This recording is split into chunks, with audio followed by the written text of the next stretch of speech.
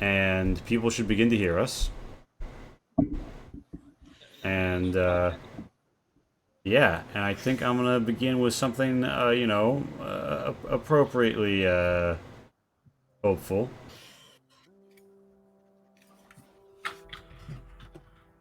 Wow, spoopy.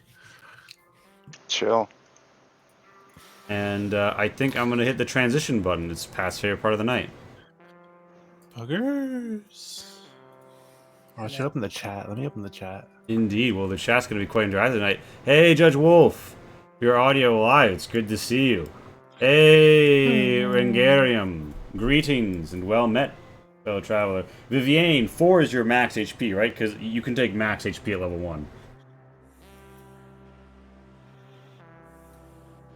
Oh yeah, let me actually, since we made a ruling on that, let me adjust my HP. But yes, greetings, friends, and welcome to Diesel Shot, and welcome to Arkspire, the very first episode of Arkspire. In fact,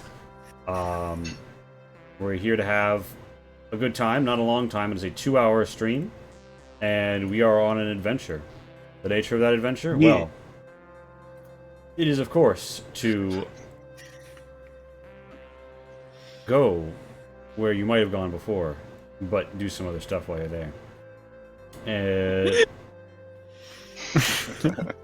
We're going to get more into the premise as we kick off here, but you are able to influence this stream via channel points, unless you're a player in it. You can't do that if you're a player in it. Sad And face. also bits. If I you would scroll be down, cheating. you'll see there's also a bit menu now. Did I give you eyes? That would be a good thing to know. Oh well. And I need to fucking upload Pat Stoken because, of course, one moment. We're a 2-hour stream, when we start. Yeah. So there's a surge bar on the left-hand side of the map, and you should consider using it. You can go onto the About Me section. The Money Honey button takes you to a place where you can donate. We greatly appreciate it. And if you put ! Fool's Moon into the chat, you will see their links. In the bottom right, you will see their link. This stream is sponsored by Fool's Moon Entertainment, helping make these and many more excellent stories possible. And big shout out to them. Would not be doing this without them, quite literally. So, big round of applause.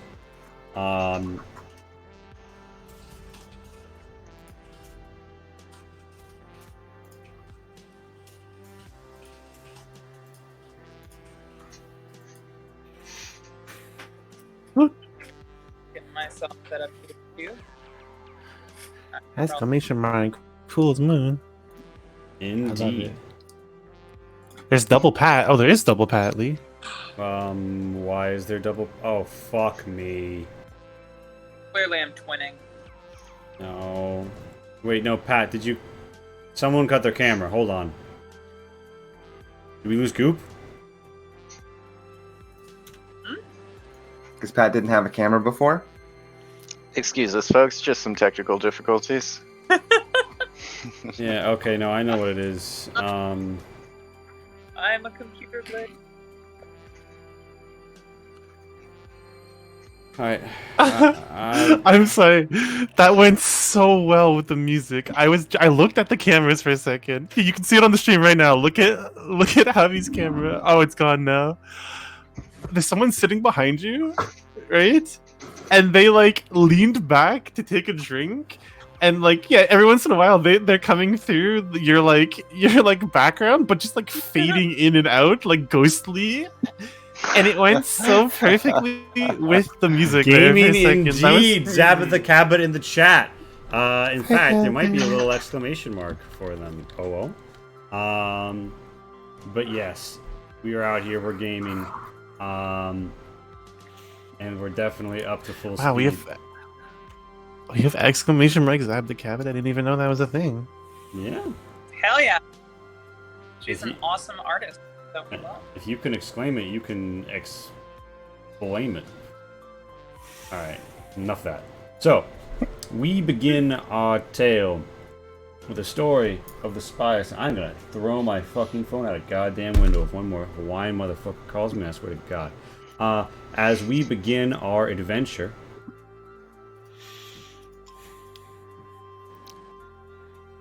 NDI? Don't come in here and say government agency names to me. I don't know what that shit is. But yes, so we begin our adventure here today with a story of Arkspire. And the Arkspire is a great and mighty monument upon the landscape at the heart of a riven land. It looks out, as it has for the past 30,000 years, upon a restful world.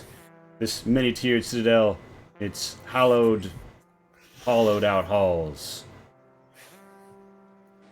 Fields farmed in the distance, the loom wash spreading out to sea in the distance, the grim fastness of far memory, and the world around it, though pockmarked by Aratu, relatively safe.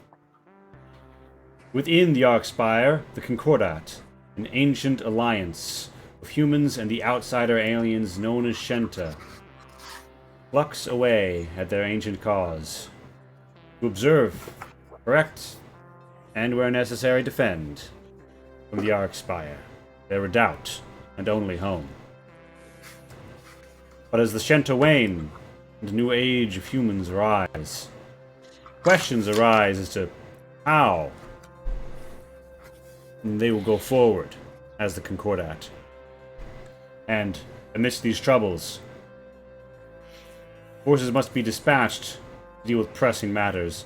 Pressing matters like an Aratu, pressing beyond its bounds, tainting the rivers, spreading tall, devouring grass that burns the stomach to consume.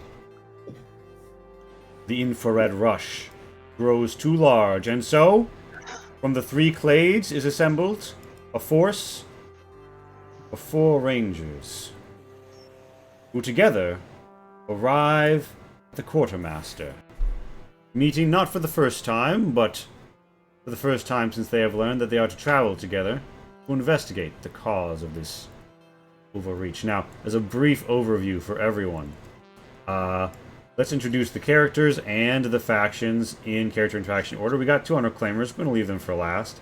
You know what, Renerick? I think you drew the lucky straw.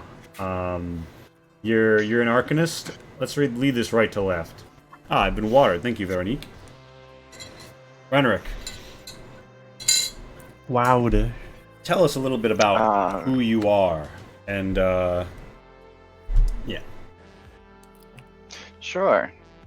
So I am Renerick Carver. I am a scholar, a human scholar who was born in the Arkspire, grew up here, who is a member of the Arcanist Clad, the Arcanist faction, who believes that we should essentially study and learn about the world around us that we live in, and should act cautiously and carefully, and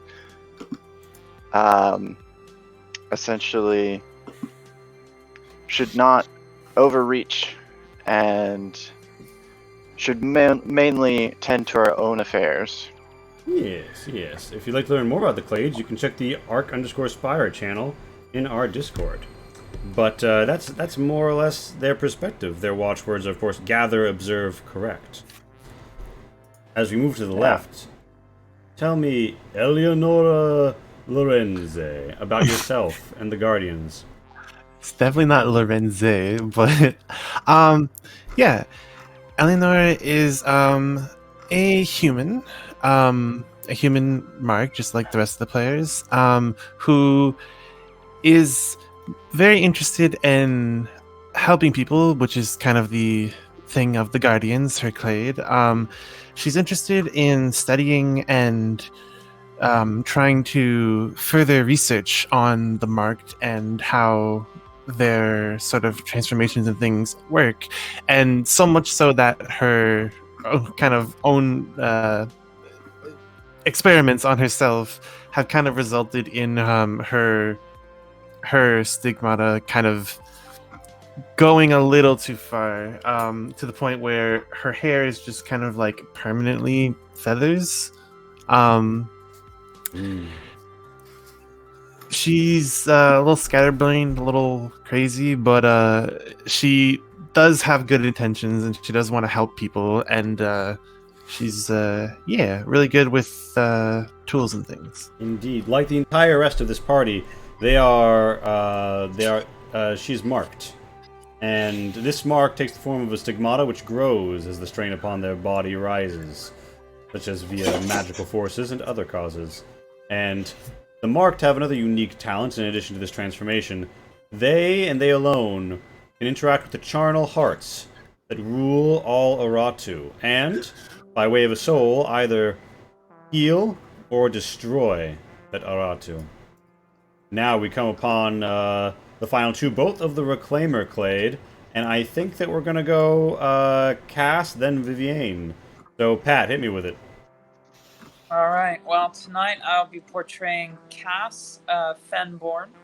Yes, she did choose that last name, for she felt that she was born again in a fen, as she was gripping for life, crawling out from a war-torn hellscape. She knows the cause for which they fight, and she knows the hardships that they must overcome to fight it. Her parents were soldiers who fought against the sorceress queen, and fought the queen, the existence of our allied other worlders, outworlders. However, failing that, and all the suffering that came from that war, there have been many further skirmishes, and like her parents before her, she decided to become a soldier herself as a young kid, and it had nothing but hardship. And one particular occasion, 10 years ago, she was, she had lost her entire quad, and was in French thick mud. She realized that she was starting to change and grow her horns and spikes out. And from that day forth, she's been marked, and she uses her mark and her status as a ranger to try to complete the job that her family has been fighting for years. Her true goal here is to topple the sorceress queen. But that's like high in the sky apple pie hopes compared to the normal humdrum destroying Aratu wherever they arrive, and ridding our land of that foul alien corruption. That is our fate.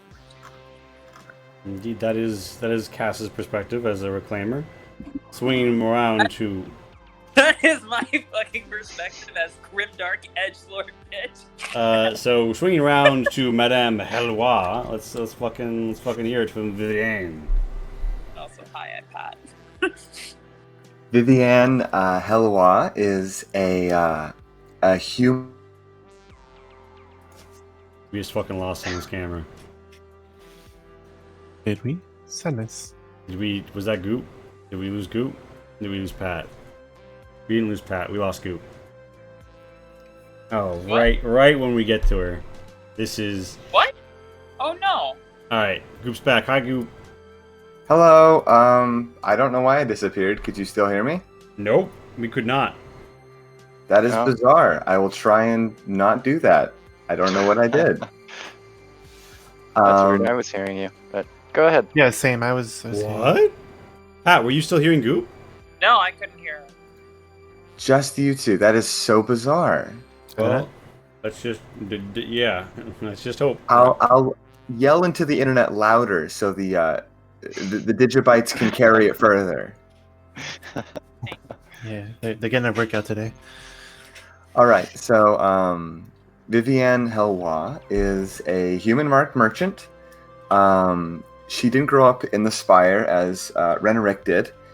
She had grown up working with her parents at a sort of pottery store where she stocked shelves and counted coins and helped people paint their paint their pottery and help people pick designs and just generally helped around until things got dire enough that they eventually had to move on. Even so, her and her family were rather lucky in that they always seemed to be in the right place at the right time, and the battles of the war never quite reached any camps they were in or whatever. So that when she eventually went off to the Spire after developing some a strange affliction, she was in rather good spirits. Originally, she was planning and hoping to be in the Guardians Clade, but she's a bit of a firebrand with her opinions about how things should be run, and has a rather protective and paternalistic view of the different peoples in the Spire and in the lands around it, and eventually wound up in the Reclaimers Clade, where she spends her time practicing her arts and speaking with Cass and trying to convince her not to crack as many skulls as she has been. She sees herself as a very kind and gentle person. All right, fair enough. This is our quadro of 4. I was going to say trio of 4, but that's fun fact, audience. Not, in fact, how that works. Find themselves in the halls of the Arkspire, where God forgot to turn the lights on, so you can't see jack shit. God forgot to turn the lights on in my backstory too. I'm back. Hello. Wow, that was the most edgiest thing to come back to. I don't know what's happening, but Daylight mode is happening, Rainbow. Yeah, and you find yourselves,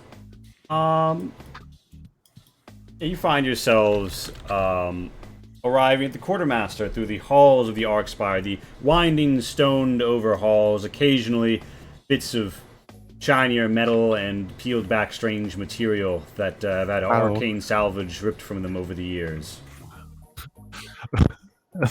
wow, we live like this? What?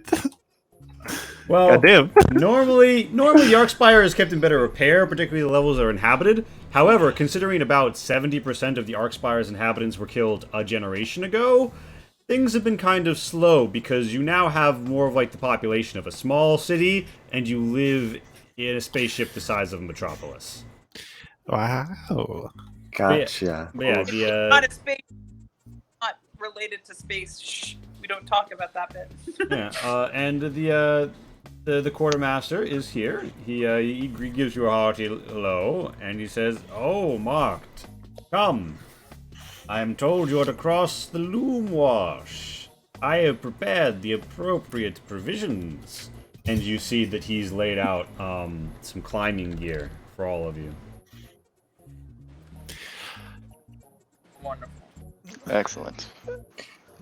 Eleonora, do you need climbing gear, or is your situation more advantageous towards that sort of thing? Well.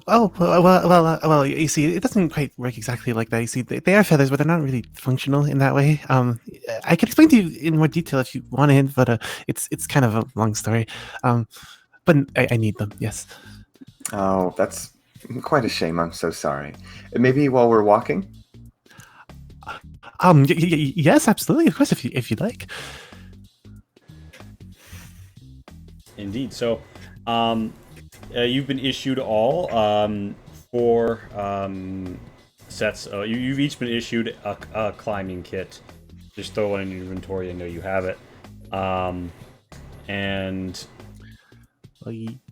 And question. Yes. What if we are currently full on encumbrance? Well, Eleonora, you look at it and you're like, "Oh no!" But I'm already packed so much. And you look around, you can't help but notice that Cass is very much has tons of room to carry shit. Oh, watch this. And Vivian walks up to Cass and gently sets the strap of her climbing kit on one of the many thorns sticking out of her shoulders. I do this all the time. It's very convenient. Casper. On the spike? You probably shouldn't. Oh no, that's The quartermaster kind of makes a face and then like looks like he's about to say something, then just decides he's not gonna. And he's like, yeah, well, if any of you are lacking in rations, we also have, about a week's worth for anybody who's interested. And of course, you are only taking a 2 days there, 2 days back journeys, but maybe you spend a day or two with those charnel hearts. Haha. Yes, and if there's anything in particular you are looking for, I could arrange it. I lean down towards Eleonora and it's Eleonora. Eleonora. Sorry? Yeah, you pronounced the second E. Sorry. Eleonora, and I know that Eleonora is kind of a little shorter than I am, so I lean down on her towards her, and I just whisper, "Don't worry, I don't feel it." Wait, really? You don't feel it? That's kind of interesting, actually. Do you mind if I have to write this down? And she like whips out her journal and starts like just like scribbling all over it. Inventory. Tell me, do you get any kind of sensation from her, or is it just no sensation at all? Is it like a little bit of feeling, or not a little bit? Could you rate it on a scale of 1 to 10? I can kind of feel when it happens, but like I don't feel much. Question. So like a 3? I'd say more like a. We have to choose inventory. Yeah. The guy kind of looks back and forth at you, and Cass, you've already been issued a long sword instead of your short sword, so you've got a long sword and a shield, and he's like, if there's anything else that you might need, I could provide it, but also, if you were looking for more requisition, there is a service you might render for the Spire while you are out. And you know that requisition is like gold, but it's only good to spend in the Arcspire. Go. You mean silver, right? Yeah, sorry, silver. Silver is like the main way of marking things. Because we're edgy in this game. Yes. We don't use gold. But yeah, so he's kind of looking you up like, kind of like he's propositioning something here, but he's testing the waters. What is it that the Oxfire needs? Well, I know that you're heading to Pyre, and I'm given to understand there's a Chinese woman who, she specializes in the making of potash and lye soaps. And as you know, our soap supply, well, we have a lot of it, but a lot of it is, it lacks a certain a scent to it, and I'm given to understand she has this nice herbal mixture. Anyway, if you could pick up any of that soap, or her lye soap, I would be interested in giving you, just compensation the logs of requisition. And Potash for our.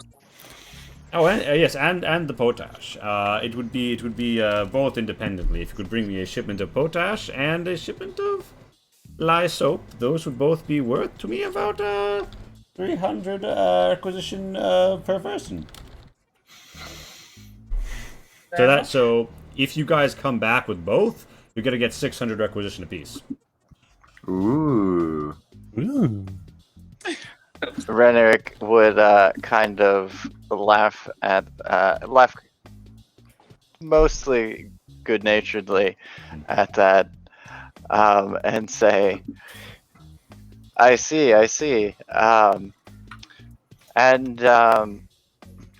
Do you intend to share this soap and herbs? Oh, of course. I am everyone. I am a quartermaster. This is a matter of moving the goods to where they need to go, and as you know, several people have been talking, and there is demand to have some circulated, and it is my calling in life to meet the demands. And you could roll a Charisma Connect or a Wisdom Notice to have any idea what the fuck this man is talking about. Did we just lose Goop again? Yeah, I still hear Goop, Lee. Yes, I don't see Goop. I can't hear Goop. Really? Okay, wait, but I totally can this time. The fuck? I think she's just slowly infecting us, so that, like, Goop, when she's is there literally anything you're doing with your computer, minimizing the tab, anything like that could be doing this? No, but I will touch less things. I will close tabs. I will remove strain on the computer. All right. I mean, it sounds like it's on my end, is what it sounds like. It does, yeah. Because everybody else is fine. I've closed out of everything that I can, so here we are. So you've had the request. You have the climbing gear. Nobody, if nobody asks for anything in particular or says anything beyond that, you can quit the scene. Try this connect. So you were asking for a roll though. Yeah. If you want a charisma connect or a whiz notice, you might have some idea of what the quartermaster is talking about. May I also get in on that roll? Let's do a whiz yeah, notice. anyone can. And Awesome. Ooh, there's definitely something wrong with my sheet because when I press it, it says unrecognized command. Pretty sure I failed.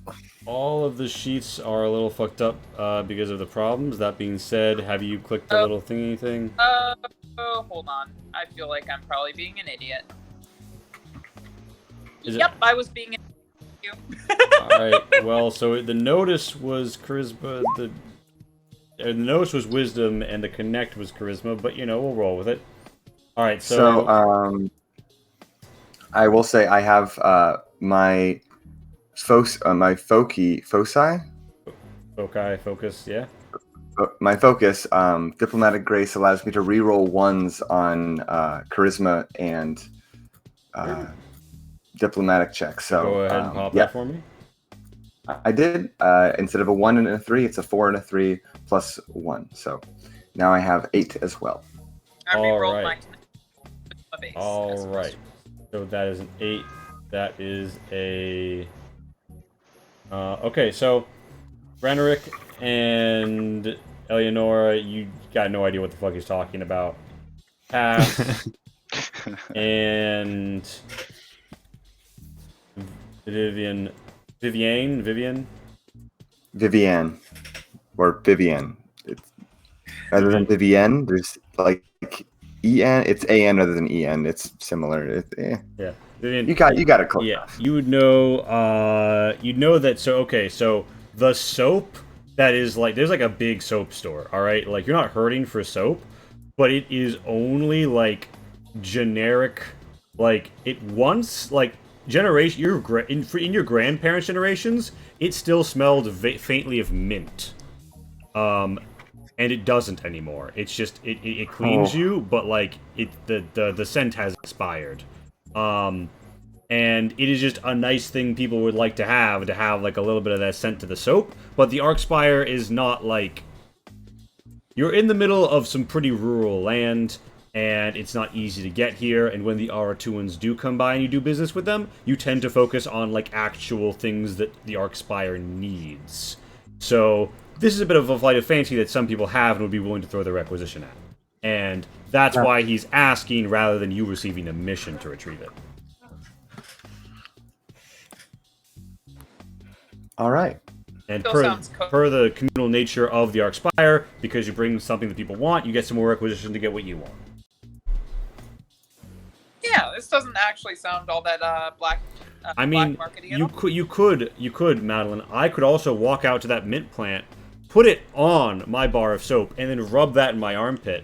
I will post a video to TikTok later of showing the results. But yeah. But yeah. Touch grass. So. Touch grass. That's crazy. The group heads out. I want to know if boys and girls. So the group heads to the great and mighty gates of the Arkspire. This vast and winding corridor, and it is a bay through which great hosts could travel. Many times taller than 10 men stood end to end. And out beyond is the Ark Shadow, the rural farmlands surrounding it. The various guards salute you and say, "Glory to the Concordat!" Hop! As they see you heading out into the countryside. This is our merry little band here in the corner. And Eleonora just passes by them, like head down in her journal, not even acknowledging. Yeah. Head down. The way we like to journal. Oh my god. All right, so yeah, you head out into the Arc Shadow, and as we do this, I would like to remind everyone that if you check what you can use your channel points, you now have new options, and that includes increasing the faction influence. Ooh. I bring this up as so you got your head down, Eleonora, so you don't see him, but a man does call out Eleonora, and more, and you notice a fairly influential, or at least. He's a big name in the Guardians Clade. This is Saluk. Saluk has, perhaps a half dozen peasants near him. People who live in the Arc Shadow, generally speaking, doing business with the Arc Spire. But, it's like you have the massive Gondor spaceship. You look out, and there is just like one-story wood houses and some farm fields clustered up. Saluk is armored up. He's pretty well armored up, in fact. He's got like some partial plate armor, a big old sword, and he waves over to you, and he says, "We were just heading off as well." And he sees that, you guys are gathered together and on the way out. He has the green shield of the Guardian on his pauldron. He is quite clearly of the Guardian Clade. And it looks like he's gathered together with, a half dozen peasants who look kind of apprehensively towards you as they fasten some things to two different donkeys. And wow, looking chatly. Yeah, indeed. So the Arcanists, you feel your favor grow, my Arcanist friend, from 20 to 21. And Guardian. Snow Dogs get the Guardians the +10 faction influence. Very nice here, very nice. Now then, we're about to see what that mechanically does. So you come upon Saluk, and Saluk asks, Eleonora, what do you do? You guys can't peddle the people in chat for fucking influence. We can't spend our own, but we can encourage the audience to spend in certain ways. Yeah, so we have investments. So Saluk is hailing you and asking, where you're headed and what you're up to. Yeah, sorry.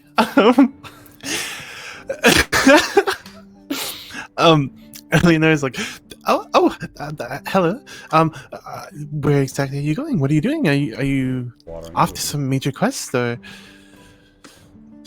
He laughs and he says, "Oh yes, a major quest, important to the lives of these people. As the numbers are racing up. I'm glad I put a natural degradation on this because we're gonna tap 100 by the end of the night. Holy shit! Shout out to everybody giving them. And more reclaimers. Holy shit, Judge Wolf. Okay. Hoorah! Hoorah! Hoorah! You feel as you walk out, you hear some people be like, "Oh shit, those are reclaimers. Yeah, I hear they're on the up. I hear that the center might step in. They're really gaining influence." Yeah. And just as the faction politics so fast in this, people have too many channel points. This is what happens when you. I'm harvesting. This is what happens when points. you never. Yeah, this is what happens when you never use have your channel points useful for anything. Hold on, Oh hold my on, wait God. a Oh minute. How do so Channel Saluk responds to you. Hold on, something's fucked with this. As I fix it though, I'm gonna keep talking. Saluk says to you, yes, I see that you're, yes, we are headed out. But our great quest is commerce. The people of Roost, beyond the gorgeous gaseous gorge, are yet in need of various crops, which can only be easily had out here in the fields. Barley grain, grapes, and more. And I see that you're headed out as well. But clearly for meaner purpose, for I see that you travel well armed and in quite the company. And Saluk doesn't look at the reclaimers when he says that, but Wow. Well, I mean, first of all, when he says that, Eleanor is only carrying she's also carrying a shield, but a smaller one, it's more like a buckler kind of thing. It does have the Guardians logo on it too. But she just has that and a walking stick basically. So like, not really well armed to be honest, but Yeah. I'm sure our allies are well armed. Yeah. I mean, Saluk knows that you're not always rolling around like super well armed up, but he's kind of Sure, more sure. remarking on the people around you. She just responds like, yes, well, duty calls, I suppose. Lots to see, lots to do, lots to write down, lots to explore. Ah, yes. Do be safe. And, oh, I see that you seem a bit bedraggled, my friend. Here, let me... And, now here is going to be... Ah, thank you, Captain Karen, for watering the Lee. Also, everyone, there's a bit menu now. Roll me... now, everybody drum roll, please. And if you want to help the Guardians, now's the time. The faction influence for the Guardians stands at 30. And when we drop the needle here, Rainbow's going to roll a D100 for the first faction influence roll of the game. Oh, wow. Ooh. Why am I being literally like sabotaged in chat? What the fuck? Well, listen, you can Not always valid. change There sides. is no -10s. You can give it to the players. Fine. Judge Wolf, you are an absolutely wonderful scientist. So, for example, Eleanor, if there we were, would if there were claimers of the faction Eleanor. influence roll right now, they'd need to hit a 50 or less.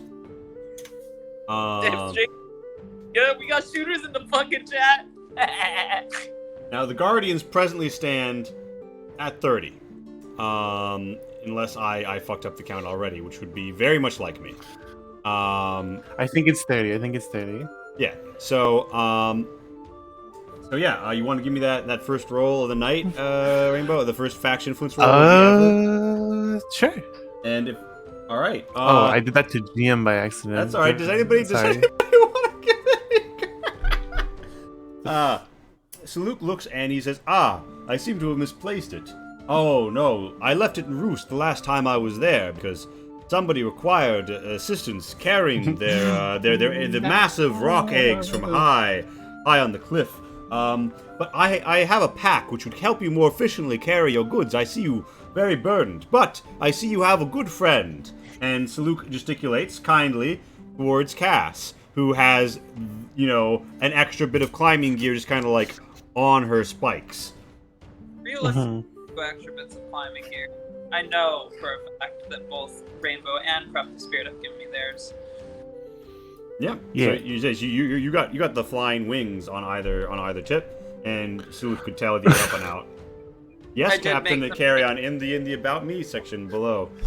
But yeah, that is more or less what Saluk has to say. But he says, "I wish you well in your journey. Tell me, did you tell him you're going to Pyre?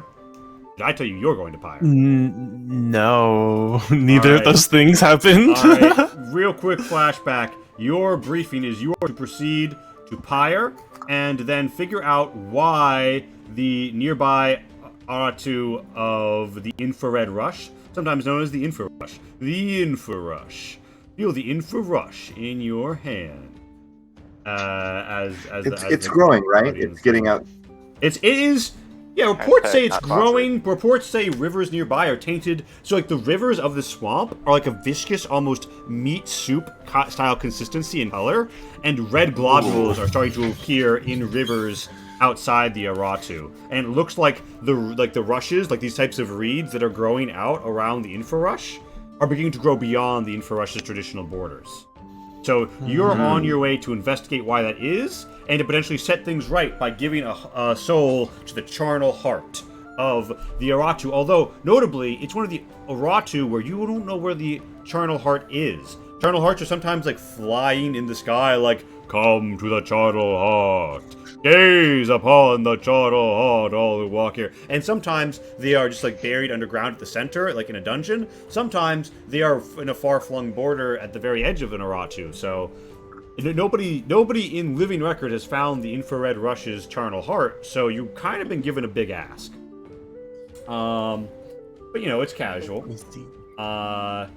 And yeah, I'm not calling out all of them, but thank you, Veronique, of course, for a bit of more points to the Guardians. They're now 31 influence. And yeah, you guys have had this little talk with Saluk. Saluk has hailed you. Salute gives, a respectful nod to everyone. He is generally speaking a friendly man. He makes no secret of his guardian clade allegiance, though, and he is definitely sometimes a provocateur. He is going out of his way to go defend what is clearly a caravan of goods going to and from the town of Roost. Neither Roost nor the villages of the Arkshadow are Concordat members. They're not with the Arkspire. Some would say he's wasting his time and endangering his life and equipment by doing this. But he clearly doesn't see it that way. But we proud reclaimers would not see it that way either. Yeah, We would say, go farther than that one village. Go to the next village, and the next village, and the next village too. I don't know about that one, Chief. To be there or not. Yeah, so Luke, do you say that? No, but I do say, good on you. Everyone in the Spire fucking loves Renric. Not pictured, like on Renric's way out, Renric was like getting high fives from an entire row of like every guard. Renric was just in the back, like catching It's like when you what? Yeah, he's actually the shouting protagonist, and because he uses his fists, right? But he gathers the power of friendship through high fives, and then just unloads it. This pile drives him. Oh, yes. But yeah, you know, Oh, yeah. you know that the Arcanists and the Reclaimers' perspectives are ascendant, and the Guardians a bit more in the back. But yeah, if you say any shit like that, Cass, Luke's gonna smiles. He's like, yes, well, I am here to assist the people as best fits their needs, and I trust people to assess their needs. Anyway, have a good time, and now Leonora, he looks at you kind of like with like a little bit of a finger point, and he says, remember, don't drop your journal in the loom wash. Those tides come at you fast. Yes, sir, of course. Have a great journey. And he gives you like a clap on the shoulder and like a go get 'em chant. And one of the peasants says, "Oh, Sir Saluk, it looks like Oric's a bit late." And he's like, "Well, we wouldn't do to go on without him. Well, friends, I'm sure I'll catch you up somewhere along the road, or perhaps in the galley to discuss our journeys later." And Saluk's like, "Come, let us go fetch young Rorik and prepare for the journey ahead."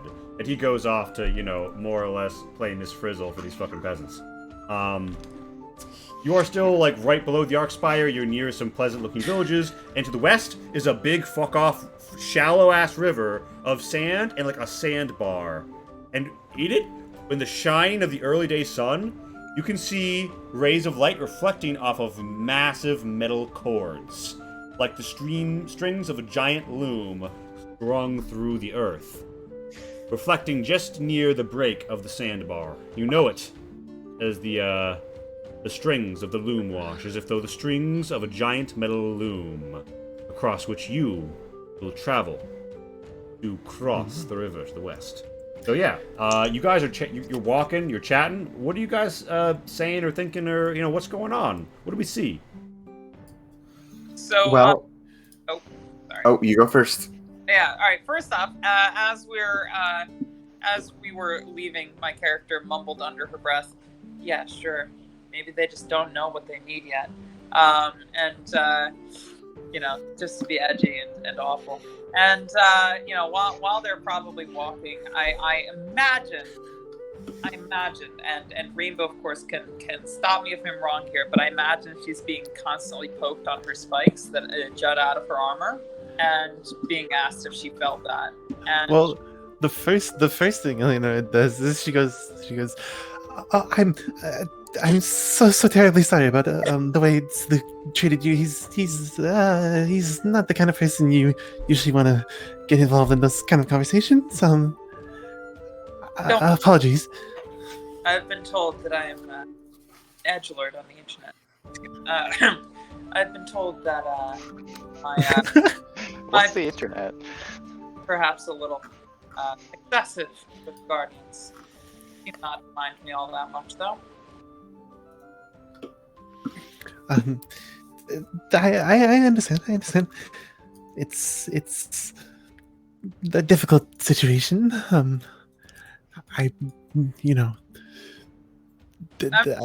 Often that these people have to live in, and look at the vastness of the Arkspire. We could fit far more people within those hollowed walls than there currently are. It, honestly, in my opinion, a crime that so many are forced to live out in the filth shadows of the Archspire. Well, I don't really have much opinion on that, but that's a nice Renrick thought. would butt in here and say, well, that's easy enough for you to say. You don't have to run the place. We don't have to do this just yet, do we? We're barely a mile from the Archspire. You can still see the great geez. gleaming white walls with the sun beating down on it. They can see you on there waving goodbye from the walls as you're having your sectarian feud. I imagine Eleanor is just like standing there, like as the two of them are just like eyeing each other, like fucking Jojo approaching. He's just standing in between them, like, oh no, stop, please, stop, like. Vivian's still happily waving goodbye to everyone gathered at the walls of the Archspire and blowing them kisses and tramping along the side, waiting for Eleanor to eventually start talking to her because, they said they would. By the way, one thing I didn't mention about Renrick is that he is actually actively involved in the administration of the Archspire, so he knows about this stuff. Sorry, then perhaps my children will be involved in the running of the Archspire, and we shall see how that plays out. Cass, I never thought you were planning to have kids. Oh my goodness, tell me more. Right person, maybe. I'm just being hypothetical here. The next generation will decide the direction of this spire. We are in a bit of a kerfuffle, our generation, caught between the Great War and the dying of the old runners of this ancient artifice, and the birth of a new human-led Archspire. Truly, we are at the foreground of an entire new era. One that I'm sure you and yours, Arcanist, will log in the history books. I'll keep my eyes out for any strapping young bachelors if I see any. Don't worry, Cass. That's not the purpose of our mission here. Well, I heard something about doing a soap requisition at the same time. I don't think we're limited to simply helping out with a taru of sizable difference. I think there's plenty of things we can help do on our way. You have to think bigger, Eleonora. You have to project yourself. But so long as our supplies last, no objections here. Yes. I suppose that is sensible. I think maybe we should focus on the task at hand first, though, and maybe stop talking about the administration of the Archspire, please. Oh God. You hear the lapping of the waves as you've already reached the edge of the Loomspire. You are at the edge of this long, grassy dredge with like sand and like wet, sandy mud where the fresh and the salt waters meet, and a new quest. And you see jutting out of what looks like some sort of poured white stone, almost like the Archspire, but more permanent. Like crete of some sort, comes these giant metal strands. And you know that to cross the loom wash safely, to not get torn away by the coming of strong torrents and waters and rushes, you take your climbing gear and you hook them to the loom strings, and that sort of gauges how far you can get washed away. It's very shallow, just very strong pulls. Now you do go faster when you're not hooked, So you could wait until disaster strikes to hook yourself, or you could walk hooked, or you could just, say fuck it. Helen Hood. Like, and when we get there, she's just like, oh, look, we're here. Let's stop talking about what we were talking about and start talking about this. How about that? Huh? You take your shit. Yes, thank you. She takes her climbing gear. Be over and come. You clearly are not strong enough to carry all of the things that you are carrying. Do you have any bookstore things I'd like to put on my shoulder? And she like takes her backpack out and starts like tossing a bunch of crap like out of it. Like she has like all these tiny little knickknacks and things, like little pieces and stuff, and she's just like throwing them all out behind her. And she I would ask if you wanted to ride on my shoulders, but what can I give you? Do you want to carry my rations for me? That would be a big help. Because that's 4 encumbrance that I'm currently. Carry a lot of food. For something. Do you mind? Well, I'm not usually very good at cooking, anyways. So, put it in my bag. Alright. I'll assist with that. We're strongest when we help each other. All right. She starts like taking her rations out and like neatly putting them into. She neatly like puts them into Cass's bag, and then she goes back to her bag and just starts like yeeting all the stuff back into it, like without any rhyme or reason, like completely unorganized. Like. Vivian taps her chin thoughtfully as she can't help but watch this shameful display and like physically tries to keep herself from telling Eleonora how she should do it, and it's difficult. It's a lot of effort. Ren just shakes his head.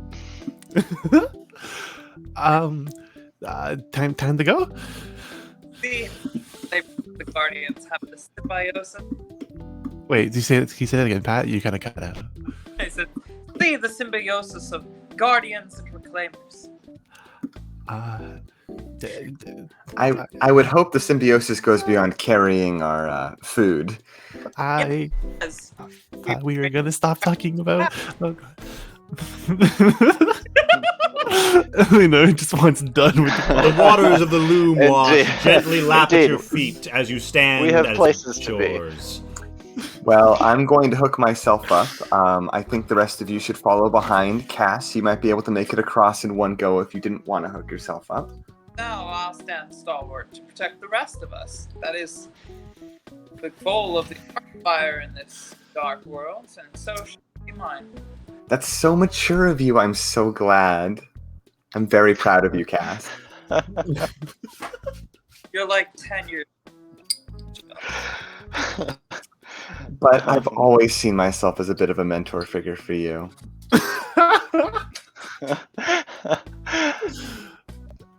I also go ahead and hook myself to the rail. Yeah, I'm hooking myself on as well. Sorry. Yeah. You got your climbing gear. It's hooked to the strings. As you step out, you're now like in like ankle deep water here or there, but there's sandbars that are dry. There's like caked, muddier bits that sort of collapse as you get near, and of course these waves will come up and like you're ankle deep and then you're shin deep for just a moment as the waters splooge and splurge. And as you get out, it almost looks like the horizon line of like nearby stuff goes from grass to very quickly bits of soggy sand and just water. And as you get out over it, you get the feeling that you're not sure when it's time to stop and when it's time to go. Tell me, would any of you hazard a whiz survival to guide the group in their movements? Let's look at my skills real quick.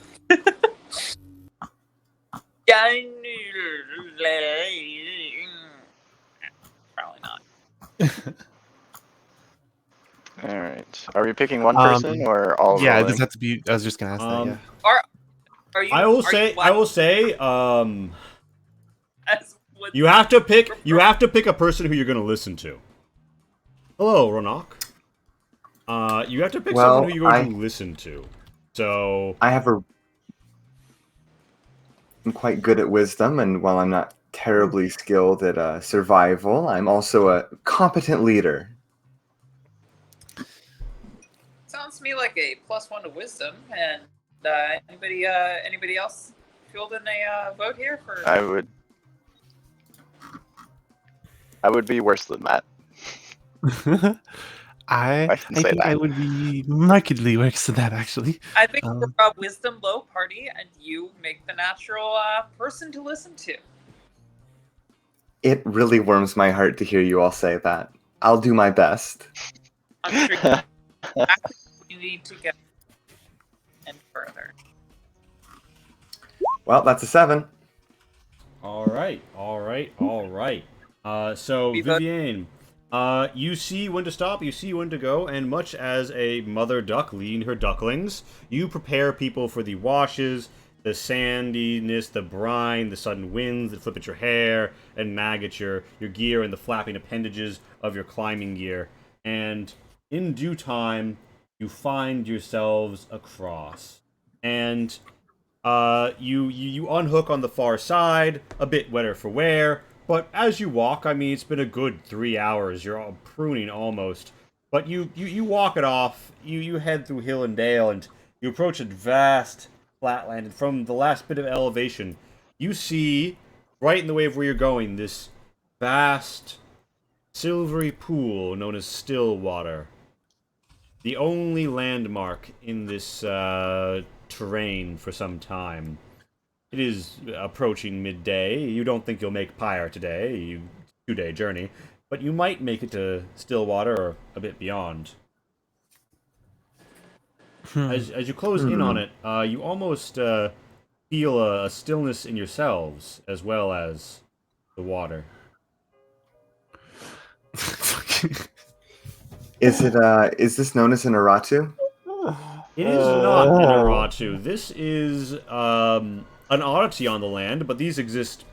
It is otherwise in what is considered like a human biome. Was that a Windmills joke, Lee? Or? Windmills are your mind is playing, isn't it? Oh my fucking god. Okay, anyways, keep going. Yeah. So it is. I mean, you could roll me an int no to know records about Stillwater. Oh, I'm good at that. Oh, as am I. Yeah, everyone you can can do it if you want. No, everyone. Oh, everyone? Okay. Everyone. Sorry, yeah. A knowledge roll like that. Everybody. Anybody wants to. Not to, because I don't care. Yeet. All right. So lowest to highest order, unless any of you experts friends want to activate something that changes this around. No. Okay. So, Vivian, you would notice That was my survival roll. That's my survival roll from before. Not, Yeah. not Oh, intelligence. my apologies. I put the cart before the horse on that one, didn't I? Not a bad cart though. Are you trying this int no, and I'm just waiting for you? or- No, I'm holding off. I'm more of a leader than a knower of things. Rhetoric. Surround yourself. On a mood. Renerick, you have found records in the archives of people dallying around Stillwater, and you've heard stories. Some people call it a restful, meditative place. Other people, a place not to be tarried at. A place with its own properties. A place of the old ways. You recall once a recording of a bowl with some sort of offering. But the bowl had nothing in it. But this wooden bowl had been almost molded with a molten metal interior in a way that would have destroyed wood if it had been done by any conventional means. People suspect some sort of magic ritual might have been responsible. This was, of course, over 100 years ago. You are a man who knows records. And, generally speaking, you'd say you know Stillwater as a place that is odd, but not too odd, considering the world that you live in. And the only other thing I would say is, Rainbow, you once, in your studies, came upon a strange poem scrawled in the margins of an old play. The play was faded and incoherent, most of the pages gone, watering the lake. But the poem was written there independent of it. It spoke of the mirror of the heart, Stillwater, that reflects the prince in all his thorns. And so, in death, does death adorn.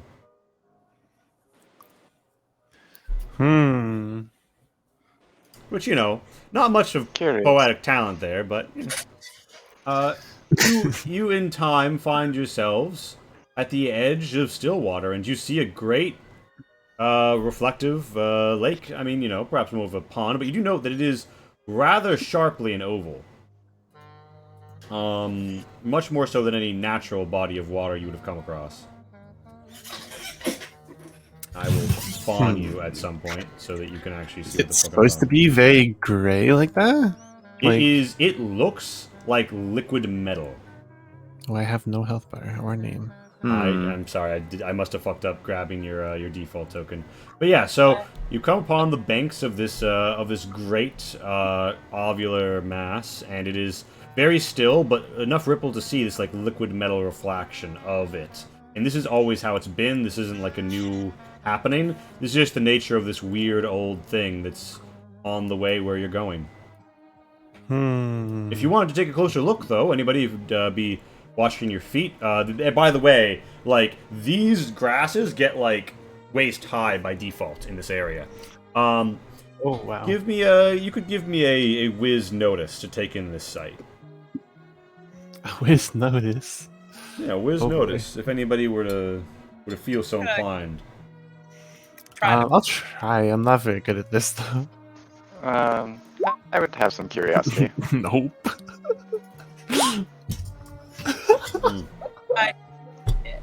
So, I think we're going to relegate the decision making to a smaller amount of the group.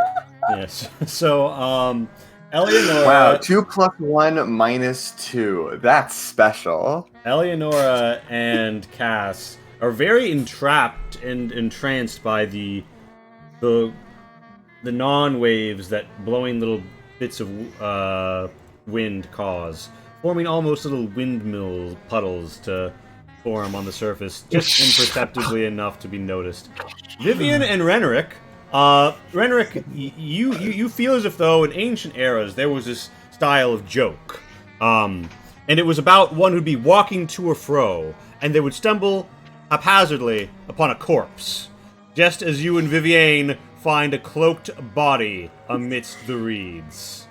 Oh no. And you Oh, feel that God. something involving removing spectacles from the face and a yeah sound was involved. But yeah, you both quite clearly see a Wow. corpse. And furthermore, Vivian, you note something weird about the jaw, about the way the mouth is open, and you can see insects crawling over the body. This man has been dead a time. Rigor mortis has definitely set in. There's no blood or obvious sign of damage. The only obvious thing is he is in a death grip still. Dead clutch. Holds what looks to be a mirror with strange rimming. You need to get closer to inspect. I would just like to let everybody know the reason I am sighing and scoffing at the things Lee is saying is because this is a song that we play often on the Fallout stream that we do, and it's kind of a meme at this point. And Lee is continuously poking fun at the name of the song because it is called "Windmills of Your Mind," and he's continuously Oh, okay, now I he's get it. continuously poking fun at it. Like, anyways, Beautiful. sorry. Mirror, mirror on the wall. Man wasn't embarrassed of them all, after all. Vivian's gonna try and pick the, or at least gently remove the hand from the mirror. Sure. Okay, if you're taking a closer look, I'll stay back. Eleanor, like, well, when we first find it, she probably screams, to be honest. Well, do we tell the other two of them about the body? Yeah, that's true, that's true. I wouldn't want to alarm Eleanor. She seems rather sensitive in spirit. Damn. Alright, so Likewise. what happens immediately is that Renric stands back and Vivian goes for the mirror. Okay. You managed to pry it from his hands, Vivian. It does take some effort. You see, what makes it strange is it's almost like you've seen a marionette and how the strings are manipulated by a wooden handle. You see a metal reflection of that around the edge of the mirror. And in the backing of the mirror, there's place for a mirror that is just empty. But on one side, there is a reflective mirror. Do you look into it? Yes, I think on impulse. Excellent. Yes, you gaze into the marionette mirror. A silvery gray metal hand mirror with elaborate edge and series of handles that mimic those of a marionette's manipulator cross. There's slots on both sides for mirror, but only one side is set. And could you make me a real quick mental save on me? Oh, I'm sure this will end poorly. Anyway, So you hold on. must at least start Oh, reading that's- something from a scribbly wrote. Because, like, that is. While that's going, Eleanor Alright. and Cass are just chatting over here. A mental one, correct? Correct. All right. Good luck, Hawa. No. well, Vivian, I'm gonna go ahead and pray for you because so you take 1 system strain and a D4 of damage, and is oh. Oh. Are you just dead instantly? Can I? Is there Oh. any I chance? think you're just incapacitated. I don't. Yeah, you don't die. I'm pretty sure. Is there any chance counter magic might have any effect on this? Oh, counter magic. Tell me of counter magic. I just lost Goop, so I feel like Goop's probably explaining counter magic, and I got no fucking clue. Yes, Goop is in fact explaining counter magic. I'll click a button if she has one. Why is your computer like this? SMH. We all hear. Alright, Yes, so I definitely. Unique high magic commit effort for the day as an instant action when a visible enemy mage casts a spell. Both of you make an imposed int magic or charm magic skill. If you win, the spell fizzle is wasted. Okay, I'm not gonna let you use. Can you can still hear me, right, Coop? I can still hear you. Yes. I'm hearing you now. Okay. Okay. I'm gonna warn. So whatever this is, it is descending upon you with the force of 10,000 rods. You cannot hope to end the spell, but I will say this: if you want to make me an int or charm magic, I will potentially bludgeon how much damage it's dealing and not have you KO'd by the first time you look at a mirror, because wow, I'm apparently a really hardcore DM now. Oh, you looked at a mirror? You're down! You're fucking down! You died, bitch! You dead! Vivian has that effect on people. I'll admit. I wouldn't put it past her to knock someone down. I'm die. Just give me the magic test. Okay, yeah. Knock You reduce yourself it. out. You reduce it to only 1 damage, but you like blink, it's like, oh, and you take 1 damage. And as you like your brow furrows, Cass and Eleonora are both struck by like it's like the slightest of like light strikes the eye. As Vivian, your forehead grows just a bit more white and smooth and undermised and rather more like fired cowling. Interesting. So wait, does she go down or not? No, I only take so, 1 so damage. what happens is Vivian is like Okay. about to faint, like she's about to have a fainting spell, and she just she gathers forth all her powers and diverts just enough of it to not be totally wrecked by this shit. I take Okay, a system okay, strain, okay. correct? Correct. You do still take the 1 system. Okay. strain. Okay. And Renrick, you see this. Vivian is like clutching her head. She's got her stigmata acting up. Do you say or do anything when you notice that? Do we notice it? From Yeah, here, you or- notice the cutting of the light off of her forehead, and you see her. She's holding a mirror, and she's stumbling back, and the reeds have been disturbed, so you see the fucking corpse. I now scream. Oh boy. Let's see.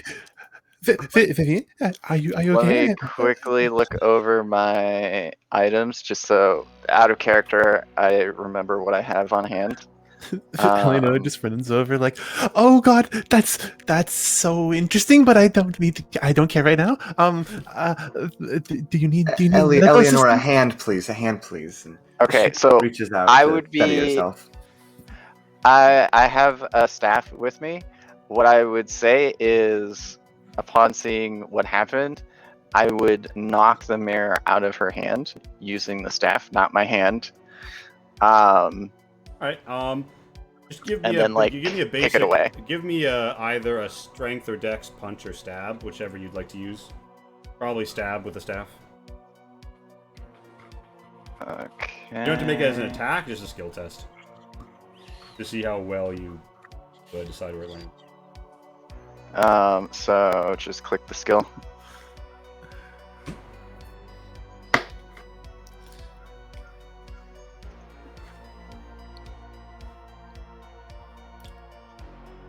A 6, it seems like.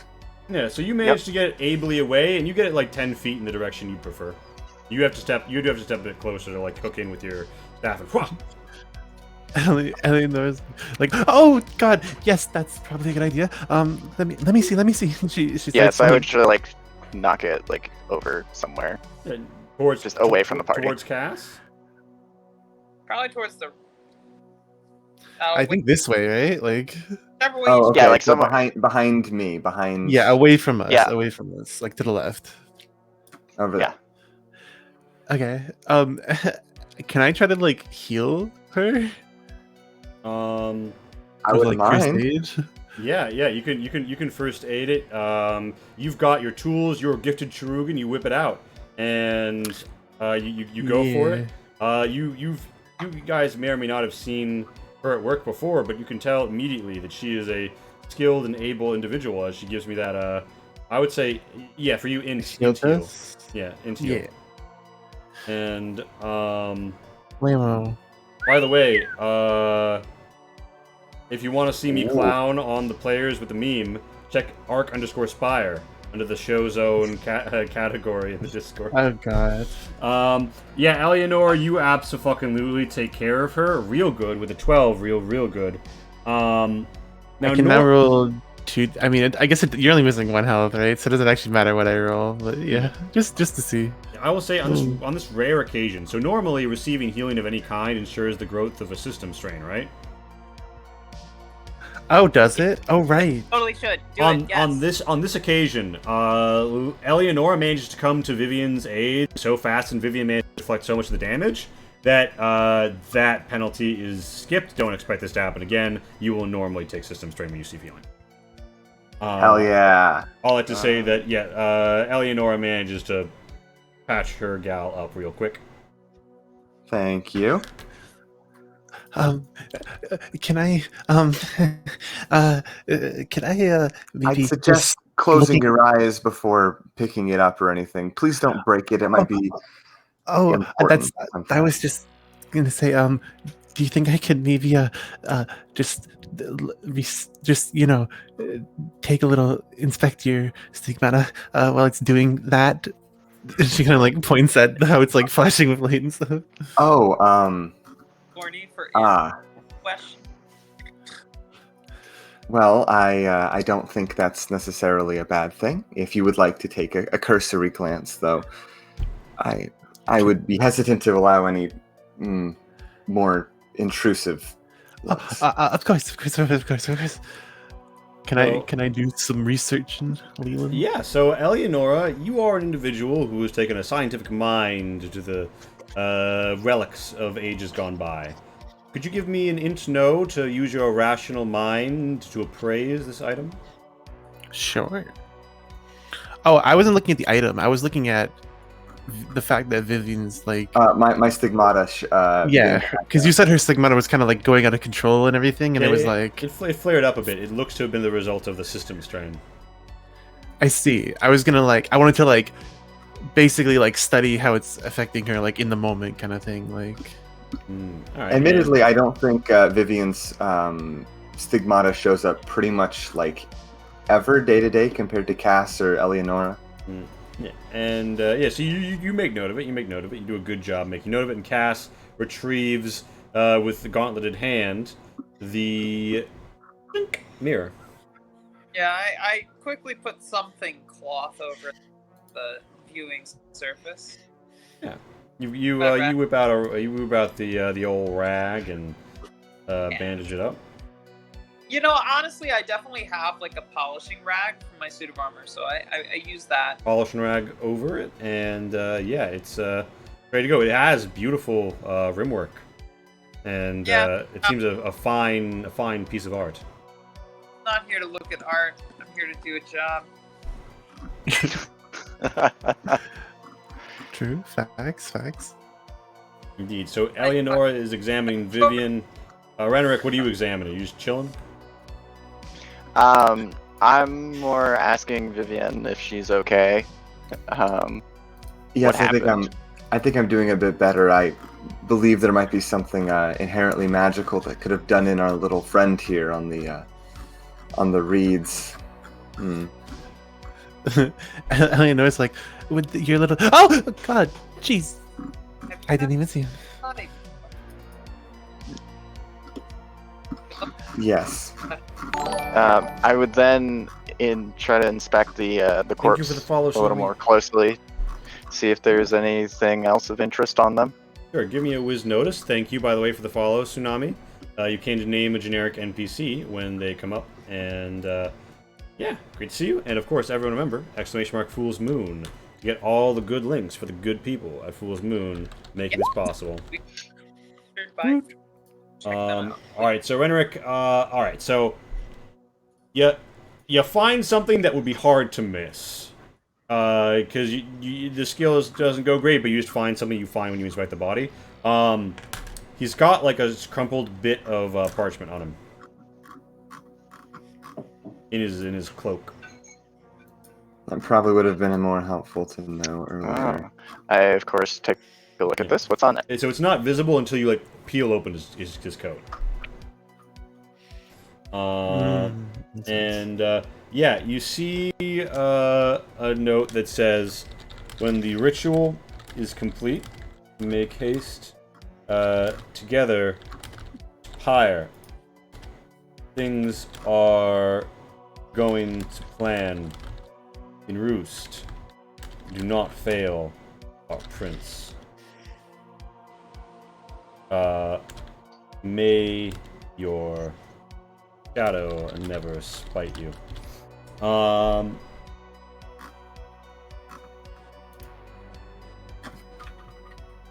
yeah, that is the note. Mysterious.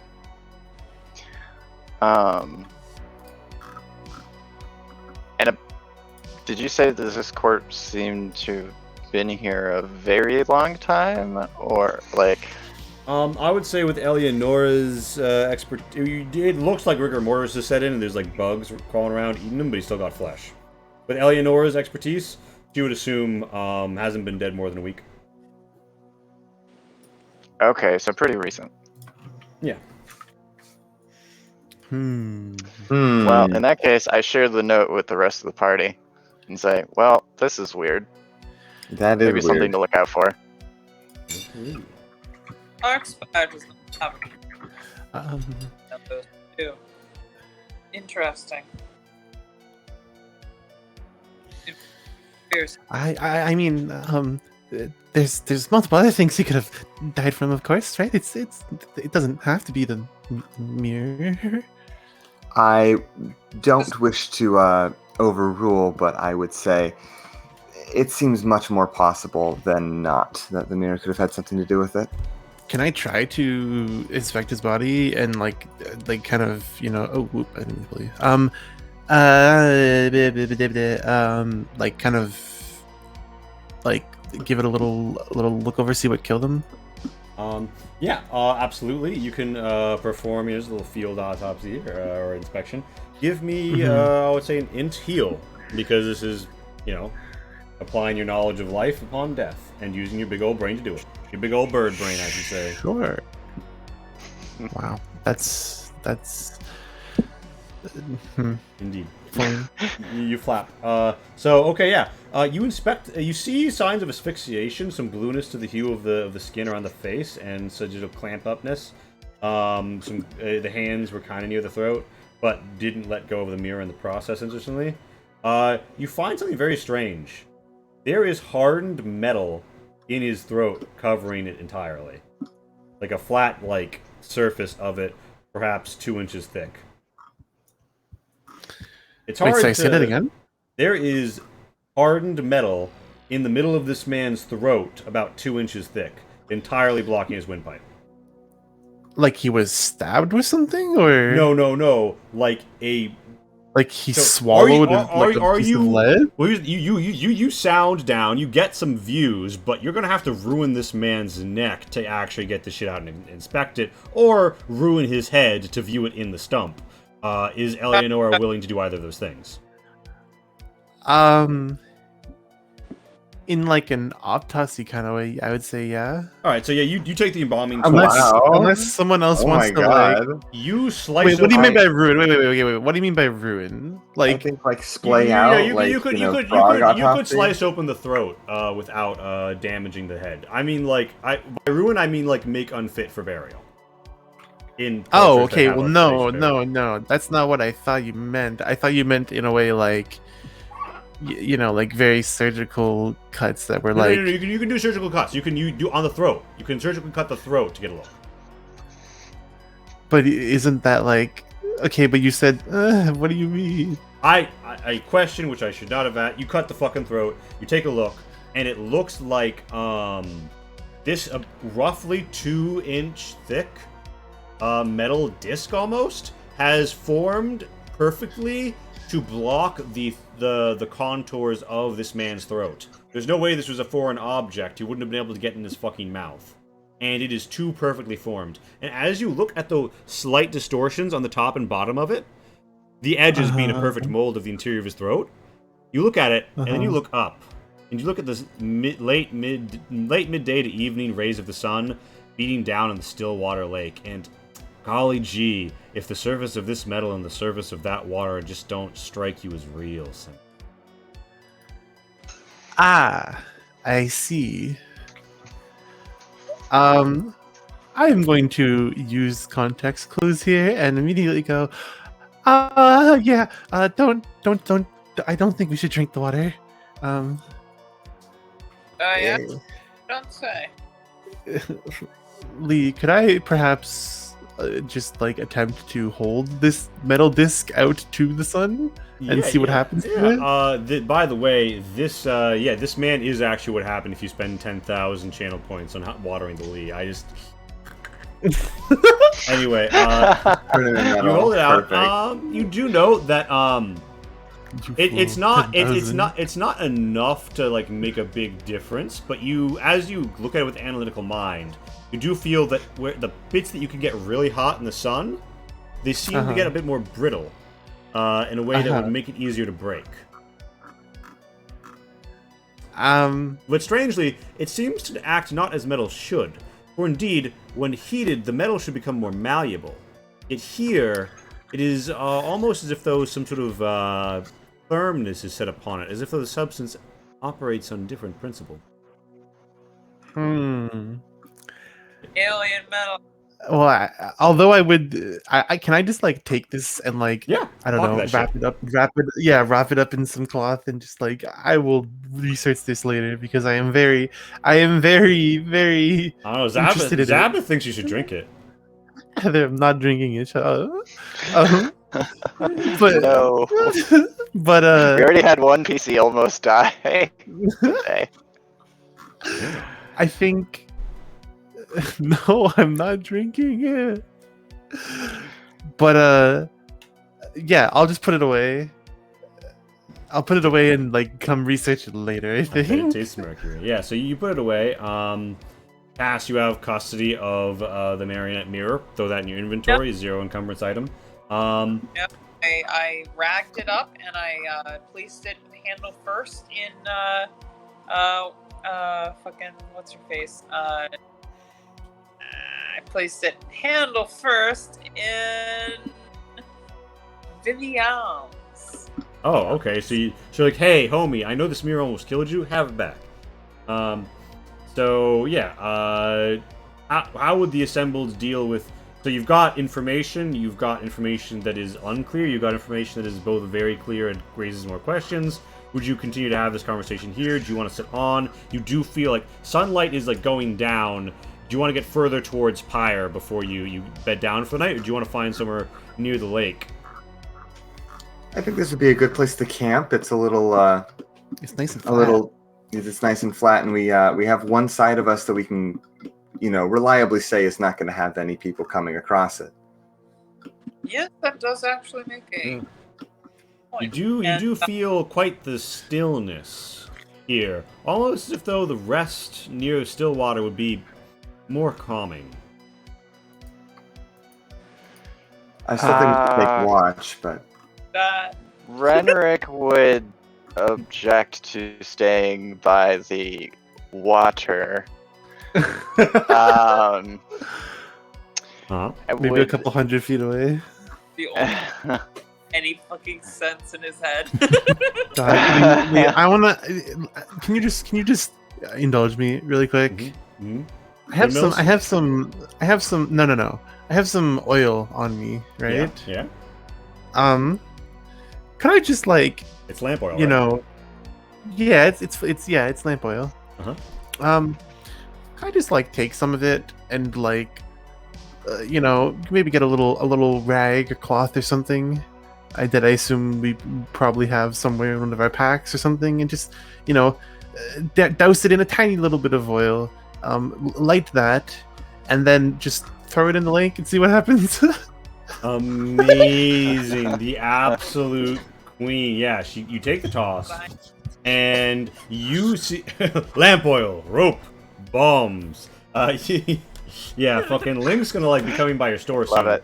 The fiery rag hits, and you see the liquid bit go solid. It's almost like the liquid metal water equivalent of an iceberg has been formed where the fire struck. Just for a moment, just the tip, just to see how it felt. You did this, Eleonora, but it's clear that as it disperses, that it held for a round or two of combat. You'd say.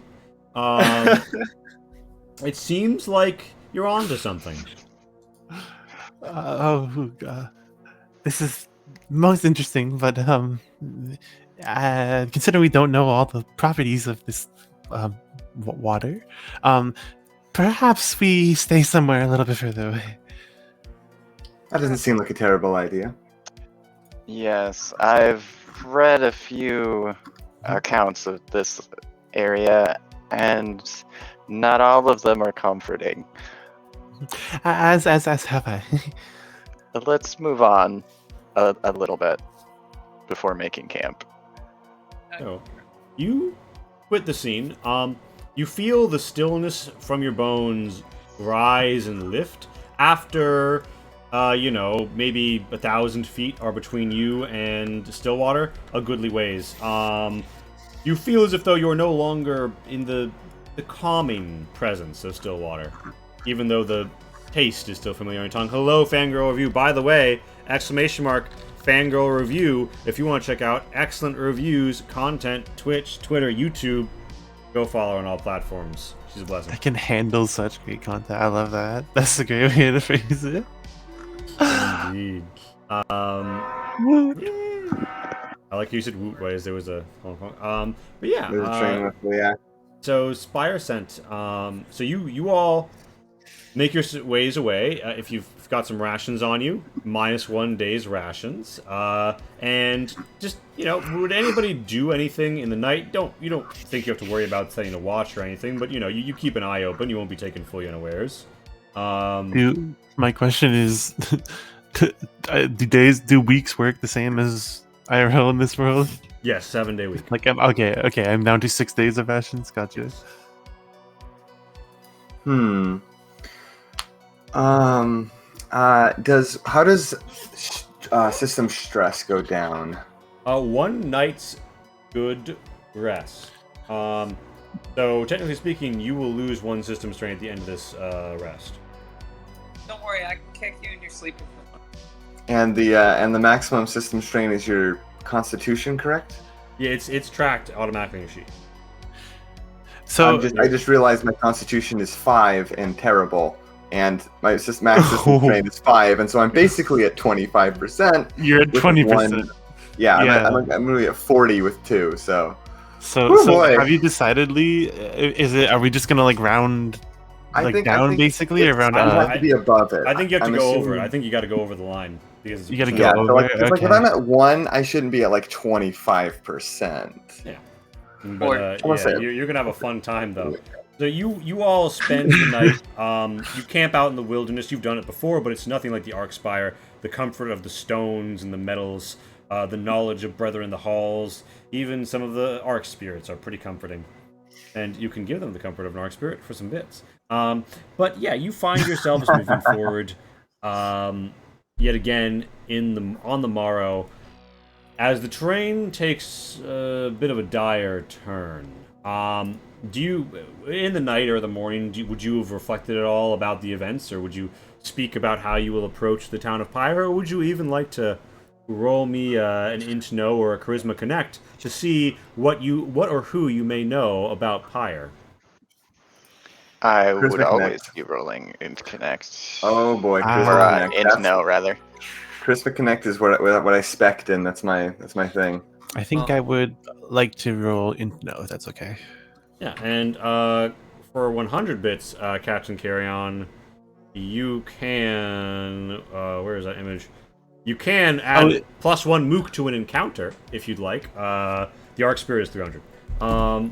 Yeah, so. You can set it up so your sheet rolls 36 for you. By the way. Yeah, it's an option.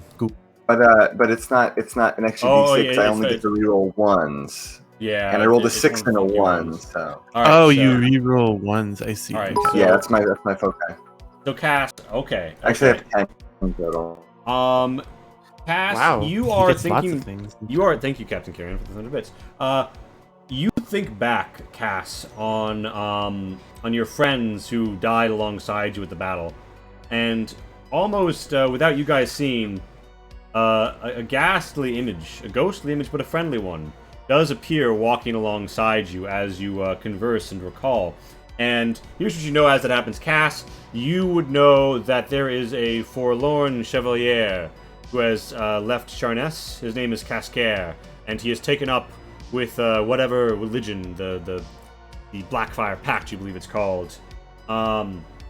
You know that he is a man who has gone into the Aratu and killed its plighted beasts, and that is the context in which you know of him. So you think he's an all-right knight from the fallen realm of Charnay.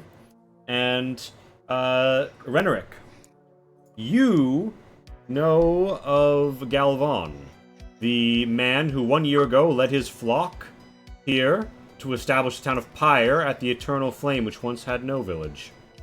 And you hear things, and you know things, and you have thoughts and feelings and knowings. And you get the distinct sense that you met Galvan, and Galvan is a religious man. He seems to be a true believer, and he seems to be very ironclad in his beliefs. He's gathered refugees from Charnay and other realms together to form a new town he claims will be safe, despite the fact it is right on the edge of a dangerous Aratu. Thus far, it has been. You suspect that, it is said that he has miraculous powers, and you suspect there is some truth to that, although he is reserved in using them. And you know that Pyre is, recently settled as a town. I think that covers some of your knowledge. When a spirit appears alongside you, an Arc Spirit of the Fallen, he wears the sigil on his arm of just the Arkspire, no Clade.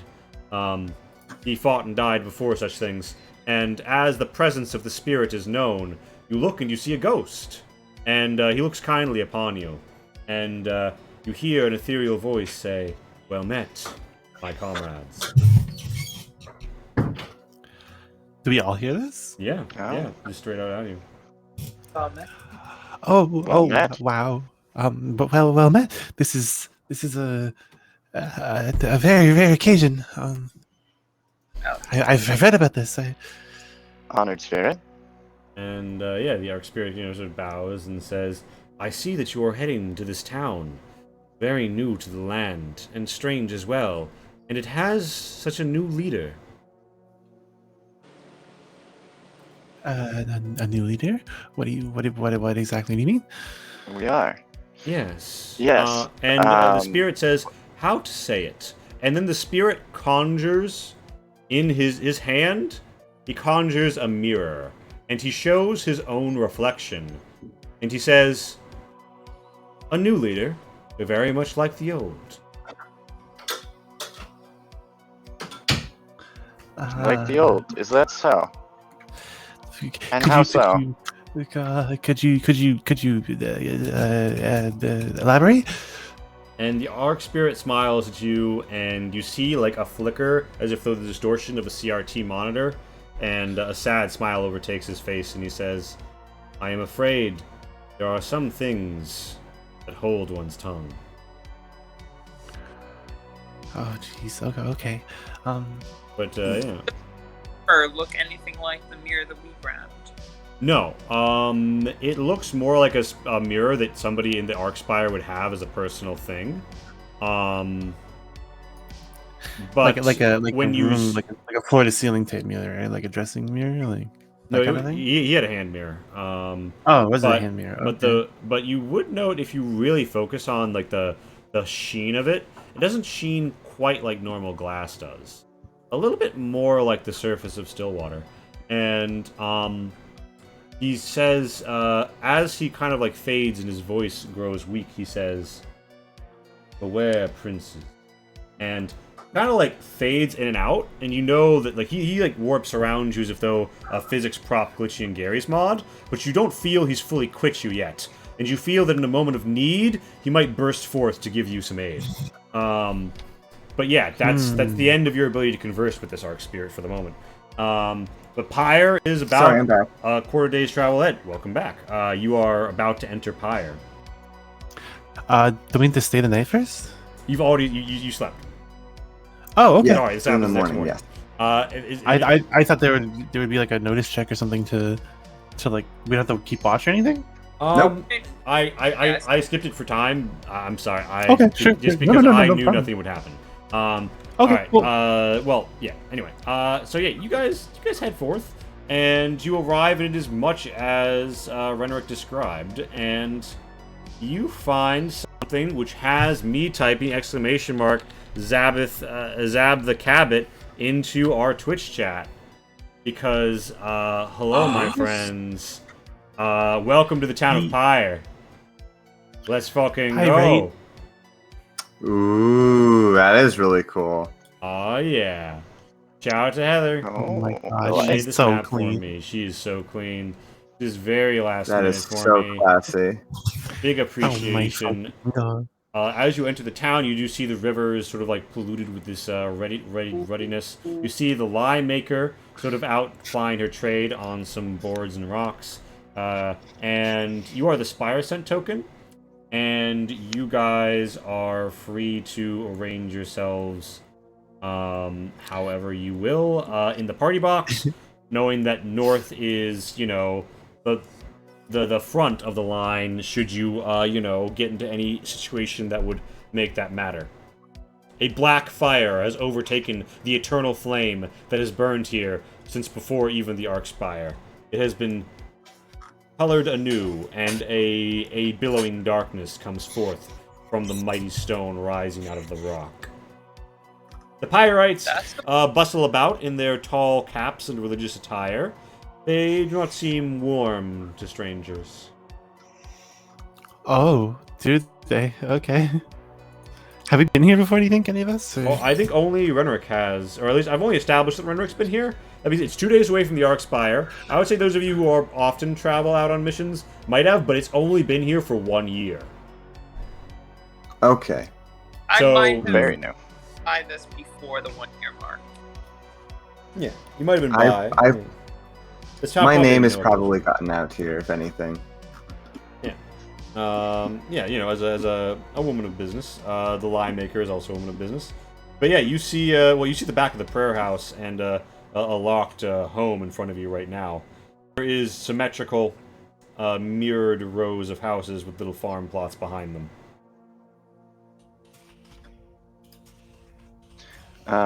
Okay. I would be And so- inclined to find the town leader first. Yeah, And announce her presence. you recognize Galvan standing next to the black flame at the top of the stairs. Hard to miss. So these aren't like individual people, right? These are like larger groups of people. The ones that say X6 or X3 are larger groups of people. The ones with just a single name are single individuals. I see. Which Very one large. is the lie maker? Is that the one on the west side, It's the the one on north, or the the one, center? woman on the east with the. Oh shit! Sorry, I thought I had the line maker tag on her. Oh, I see it. I see it. Yes. I see it, yeah. Yeah. So she's over there, out by one of the farm plots, by the river. She's got some plants. Making lie. She's got some stuff. She got some lime. She's got some soap. She's got some other stuff going on. You see, she's got a bit of a burn pit going on a high-rise, like, you know, not quite kiln, but set rock area on like a sturdy rock on the shore, so it's not going to be washed away. And you usually just like look like blood clots and meat sacks of just like something red and viscous moving through the river. You would not drink that shit. Gross. How Okay. about? I suppose I Uh, could come with you to the town leader, but also I could dash off and go make a quick deal or two. So I would say to the party, hey, so these guys kind of keep to themselves for the most part. We should probably go introduce ourselves before doing anything else, just so we don't ruffle too many feathers. Oh, of course. Sounds like a good idea. I don't never want to ruffle a feather. So Huh? this is designed like a Puritan town where everyone can constantly be snooping, and people have noticed your approach by the way you've come in. You are temporarily out of their sight behind the prayer house, although to linger behind the prayer house might be sus. And you get the feeling that from here on, unless you're in this little area of town, someone's gonna have eyes on you. The kids are looking out from where they're working on the gardens. The adults are like gossiping with their tall brims down. Like it is the eyes of judgment upon you. 360-degree New England That's not vibe. creepy at all. So this is it. This guy. Providence. Maybe we should split up. If you want. As well. I'd say we should introduce ourselves first to the people in charge and then split up. That's probably a good idea. Yeah, I agree. Yeah, so you see on the far far side of town from the prayer house is the steps up to the eternal flame, where this ancient metal basin juts flame eternally. Now turned the Blackfire of the Blackfire Pact, and you see a man in the thin strapings of what was once a heraldic tabard, now dyed white again and marked with black, inked on the symbol of an eternal flame. And as you cross you go by the well where a woman is drawing some water. She makes a sign upon herself and mutters something. Various pyrites, pyrites tip their caps and go about their day. And Cascare, you recognize him, Cass. Cascare kind of stands up, hand on his blade turned down. He looks up as if though to say something dismissive to you. He catches Cass. He spits to the side, says, Merd. And then he looks up at you and says, Ah, Oh my fucking god. the Reclaimer. I see. The Archspire sends more. And he looks over at Renrick and says, perhaps for business. And then he looks at Vivian and he's like, business. And he nods and he gesticulates up towards Galvan, who for his purpose is presently posted up like a diva with full fit buckled hat and cloak on, plus walking stick at the top of these stairs, framed by a burning black eternal flame jutting, perhaps 100 feet into the air behind him. Wow. He's sitting like cock out, I assume. Like You don't know what's on under those Like- pants. I don't mean like out. I just mean like presented forward. He's got that sit. That specific sit For presenting God. where he's just like laid really far back and he's sitting too far in for up his chair that his like back is starting to touch the bottom of it. Yeah. He's standing, but yeah. Oh, he's standing. I think you said he was sitting. I've been trolled. Whatever. Oh, shit! I did. Sorry. I guess I'll die. He stands up from sitting. That was his pose when he was sitting. But yeah, that's Cascare, and this is Galvan. And Galvan sort of looks at you, He does not seem like the sort of man who is accustomed to, going to people's beck and call or, anything like that. Oh, I lost Pat this time. That's wonderful. Yeah, I lost Pat too. Oh, yep. She's out. Um, Pat's back. I'm so sorry. I have no idea what I did. that's I heard okay. talk out. Is there any way, dear group, you could refresh your tab? Because that's the only way that we're going to easily get her back in her slot. But yeah, so once we get Goop back, I'll... Okay, so we have everyone in. Pat, you're real choppy, but can you hear me? Yeah, I can hear you. Alright, and Goop, you can hear me? I can hear you. We're good. I'd probably listen to Excellent. Cascare looks to the side as if though now disinterested in the interaction. He's an older chevalier, weathered by his years and the fact that his civilization has gone full tits up Anne Orlando style. Galvan remains posted up implacable in his position of patriarchal power, princely and profound upon his perfunctory promontory. Puffa. What course of action would you take? two people far too many. I would. If you don't mind, I would hail. Yeah. So Renric pops out in front of the group. Hail. And Hail, Galvan. Galvan looks at you, and he says, "Hail." Renric, give me a really quick whiz notice that I'm pretty sure only you will have the opportunity to pick up on. Oh, okay. Let's see. Where'd that go? Here it is.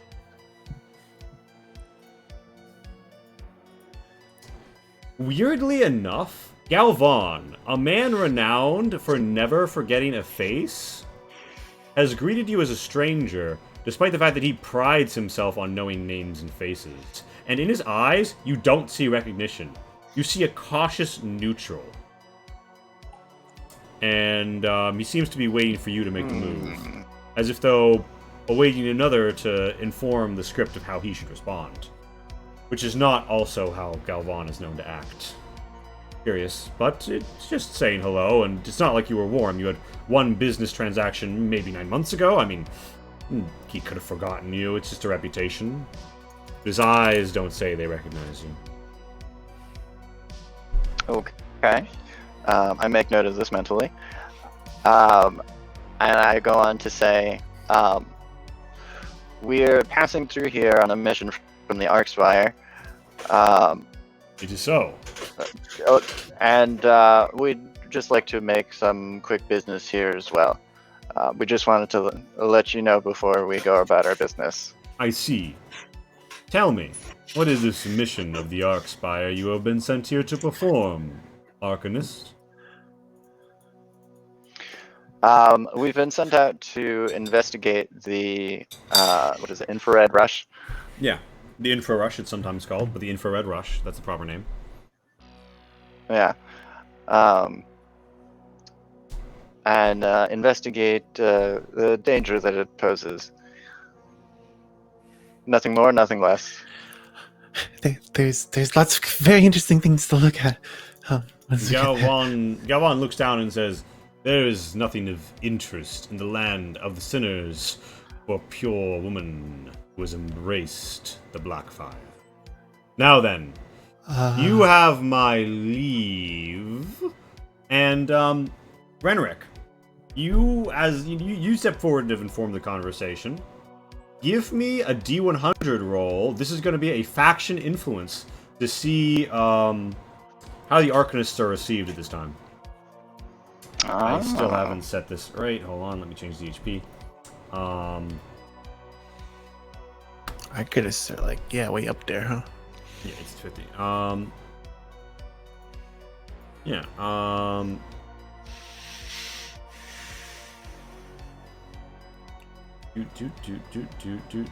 And the top left is how you can do D100 rolls from the little polyhedral.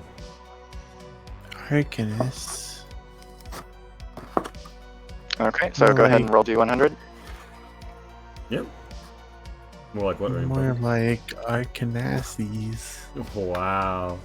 Yeah, you hit it. You hit under 50. Reclaimers. Yes. Find these nuts. And Oh my and he would add, the Arcanists have shown that you are a clade of discretion, who understand the Blackfire Pact is a shepherd to this flock, and that you are permitted as scholastic observers. Uphold this tradition and walk where you will. Only our storehouse and the inner chamber of the prayer house are beyond you. There is nothing to hide in a pious community. There are no secrets and doings within the halls of the homes here. Each is open as proof.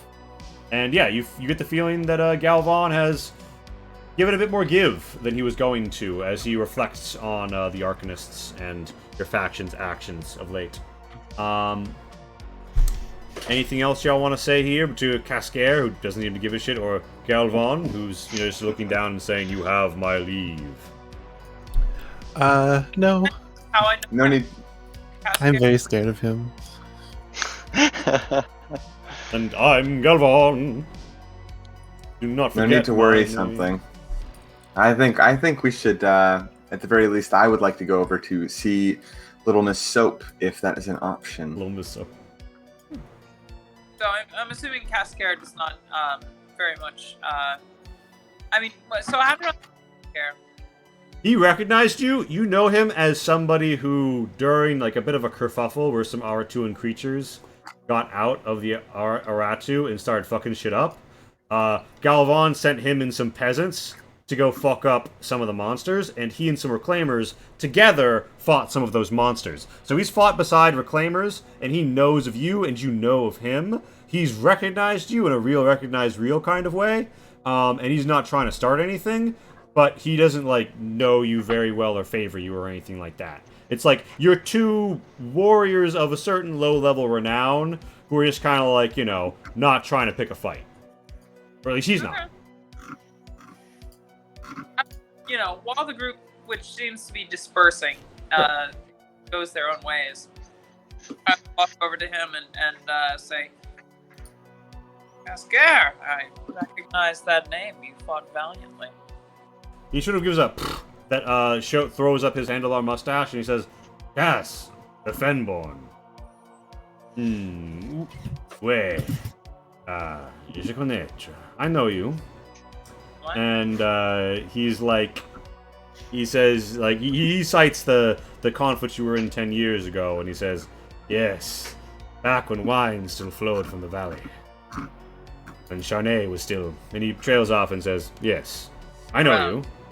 And yeah, the party does explode from there.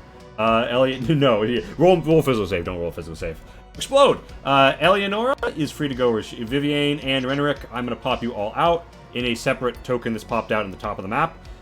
Put yourselves where you'd like to go, and I will let you know how that goes. But Cass, what else would you say to Cascare as I pop out your party members and they make their choices? So I mostly tried to kind of get a feel for, honestly, like, I shoot the shit with him. I talk about old wars, old conflicts. I try to get on this motherfucker. Yes. And I like leverage my history as a soldier, our shared history as valiant defenders of humankind against Aratu. You feel that meme, like our history, come into effect as a spirit dwelling within you that knows of many old conflicts, yet flickers on.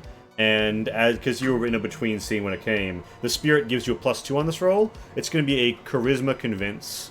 And Cascare does love to speak of old things, but sometimes they pain him. So it's going to be a delicate needle act. And Viv is down with the Lie Maker.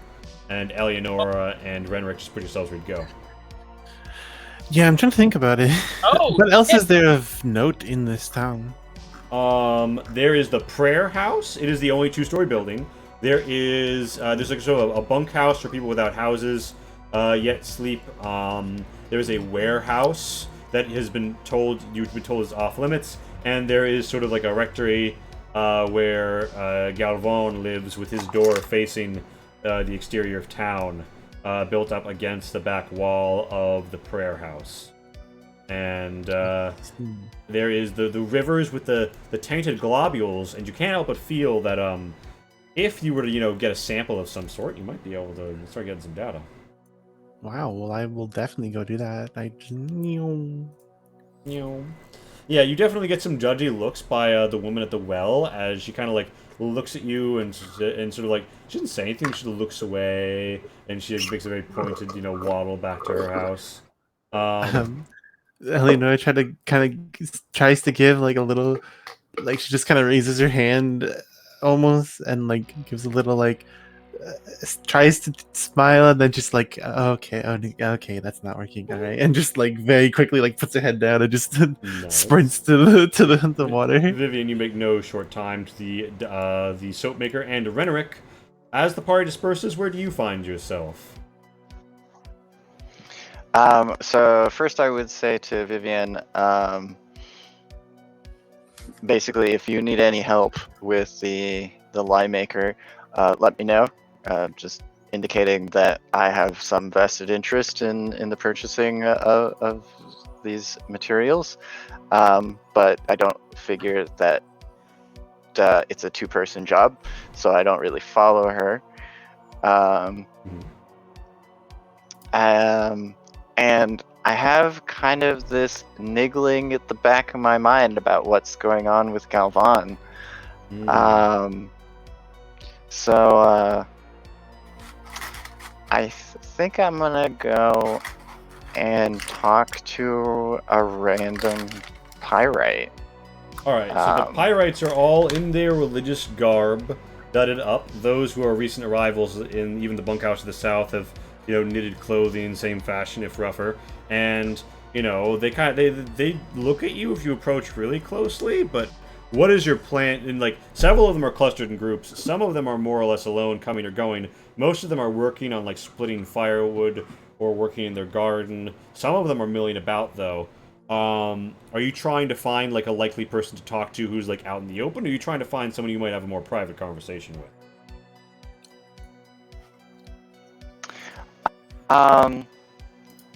My first instinct is to try to find someone who's milling about by themselves to have a one-on-one conversation, but who doesn't look actively busy.